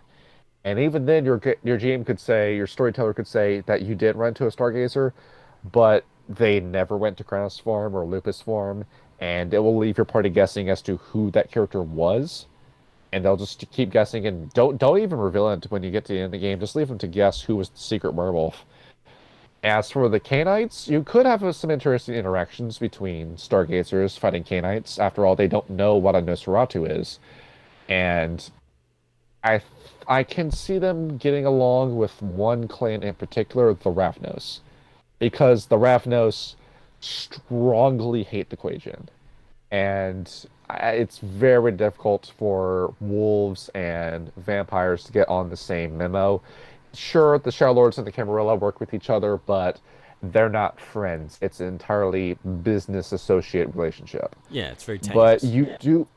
you have a very good common enemy of the enemy as my friend with the Ravnos. Sure, you are going to have to deal with the Ravnos when the Quajian threat is hypothetically destroyed and the Yampi Kings are defeated. But you don't have to worry too much about that because the Ravnos, their new curse is that they will spontaneously combust if they rest in a spot that's less than a mile away from their previous resting position. You can very easily exploit that with the Ravnos if you know that about the Ravnos. And the Ravnos, it is going to be a very difficult relationship because the Ravnos are pathological liars and they love playing tricks. They are the worst kind of Ragabash, Yep. and every single one of them is a Ragabash. Your mileage may vary with the Ravnos. Yep. I also think that given the depth of Eastern mythology, I feel like both you mentioned that you love the Tanuki spirit from Yes. is that strictly Japanese mythology? It's Japanese myth, yes. I feel like that'd be honestly pretty great if you wanted to play like an Eastern Changeling game, or hell, even Well, an Eastern Demon the Fallen gang, because there's a lot of Chinese and Japanese mythology about fighting demons, if I recall. same thing with if you want to do an adaptation of Journey to the I think Journey to the West. Yeah, Journey to the West. That's what that's called. Just swap out Sun Wukong with Stargazer, and you can do a pretty decent changing breeds game where everyone is mixed. Everyone is a different changing breed. The priest, you can put a mage in these games, but the mage is using a different sheet. I wouldn't recommend doing it, but you can. I mean, they do mention that both the Dreams Keepers and the sorry, let me get my notes up. Akashics, Yeah, the Akashic Akashics. Brotherhood. Both of them work well together, so there could be a little bit there, Uh, but it's very situational. the dream speakers are kinfolk, they just don't know it yet. Yes. And the Akashic Brotherhood, that is a very good group to side with. I do think the Euthanatos would be a better ally between the two because the Akashics and the Euthanatos really don't like each other. Yeah. And I do think the Euthanatos know more about what they're talking about. But the Akashics do make for decent allies. I mean, after all, ask the Mongolians. And in terms of other mages, there is no way you would form an alliance with the Order of Hermes, because the demiurge that they are talking about, that's the worm, and the Stargazers sympathize and empathize with the worm. You will not get a Stargazer to work well with a Hermetic, because that Hermetic is trying to overcome and defeat the worm. Um, and even so, the Hermetics aren't exactly good people, so I can definitely see a werewolf versus mage game being based entirely around the Stargazers versus the Hermetics. Yeah, that'd be pretty neat, actually. And as for rates, well, we already talked about the Kuei Jin. Well, let's talk about how the Kuei Jin are made. The Wraith component. Have a Stargazer who goes around with a Silent Strider and stops wraiths from entering the bodies of dead people to make a Kuei Jin. Kind of like a Ghostbusters set in Beijing or Hanoi or anywhere in Asia that you want it to be set up in. That would honestly be like a really funny kind of buddy cop sort of game. I think that's a pretty great. That's the best idea I've heard yet. And there would be a possibility to do some Demon of Fallen shenanigans in this too, because the Stargazers know about demons. So if you're playing a demon game, you come across a Stargazer who knows who you are, and either runs away from you or tries to make contact with you. Either way, you can't let that Stargazer live. They know about demons, and if that information spreads, that's not going to attract the humanity of angels that's not going to attract the attention of humanity alone. That's going to attract the attention of God's angels. You really can't let the masquerade slip if you're a demon. Oh yeah. And that's the Stargazers. This is our least favorite tribe, and I really don't like saying that Well, I because mean, it feels like these guys could go somewhere. It's just that the writing on hand doesn't really work. So I want to try to encourage playing a Stargazer by saying, when you play these guys, break the mold. yes. Make a Stargazer who says, I don't want to sit around and die with my family. I want to try to make something of myself. And you can make a say yes to life story with a Stargazer. Yes, that's why I liked the Zephyrs camp so much, is because they seemed like the only camp of the Stargazers that hasn't given up hope yet. They figured there's nothing left for us in our homeland, and there are so many other werewolves out there that can teach us things that we never could have gotten otherwise. Experience is the best teacher, and the Zephyrs understand that. So if you are to start playing a Stargazer, I'd highly recommend building a Zephyr, unless you want to go with a more timid and cool-headed werewolf, which in a werewolf game I wouldn't recommend, but you're more than welcome to. Or for the rare Black Spiral Dancer campaign, you have one guy who's playing a Stargazer, and the Black Spirals look over their shoulder and say, You aren't one of us. And the Stargazer says, I worship the worm. We worship the same thing. And the Black Spirals just look at each other for a minute, and then just decide to have this guy follow along with them. That's honestly kind of hysterical. It's like that one That- I episode. don't What's up? I don't see that game lasting that long, but for like a one shot or two shot, that would be a good idea. No, that'd be hysterical. It's like that one episode of The Simpsons where Bart and Ralph Wiggum becomes friends, and Ralph gives him like the universal key, so they start like hanging around each other. It's like Bart's a Black Spiral Dancer and Ralph is a Stargazer.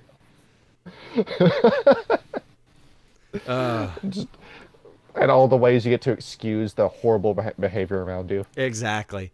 So the ban, pretty obvious. They did fucking nothing. They could have done so much more, and they didn't. So, And I feel like the reason why most people don't play the Stargazers is because the Children of Gaia exist. And the Children of Gaia are everything that the Stargazers wanted to be but failed to be. which is why why they talk so much shit about them in the book. But I strongly urge people to like try with the Stargazers, especially if you're experienced in Werewolf. Give them a shot. If you want a hard mode game, play a Stargazer. And especially in terms of meta abilities, because all those corruption curing abilities. Oh yeah, that if you want a That's hard mode campaign, play a Stargazer. It's, you can turn a hard mode into an easy mode with all those gifts. Yes. A high level werewolf campaign. That'd be pretty neat. What's our next episode? I don't know. You wrote the schedule. I know what it is. Black Furies. Ooh. We get I have been waiting to talk about the Black Furies, and I am very excited for that episode. does this mean I need to like dress up like Ryan Gosling and start playing a guitar for 4 hours straight? I wanna push you around. I want you to memorize that entire song, and we will begin the episode. We with will it. open the episode with me playing that song on guitar. I swear to God. And I'll pretend to get a call, and I'll walk away to the other can. Yeah, exactly. Oh, fuck. And friend of the show and fellow castmate Meepian gets to join us for that. Oh, wonderful. It's because I think we need a guy who leans further to the left than us if we're going to do the Black Furies. Yeah, I agree. So Yeah. But yeah, we got really political in this episode for some reason. I don't know why. This is a very political game. That's true. Yes, there is a lot that goes into it. But I think that about tears it for this episode. We are creeping up on the 3-hour mark. Yeah, let's stop it before this becomes the largest episode. Yeah, cut the feed now. Let's do it. Right. Goodbye. Good night, fellas.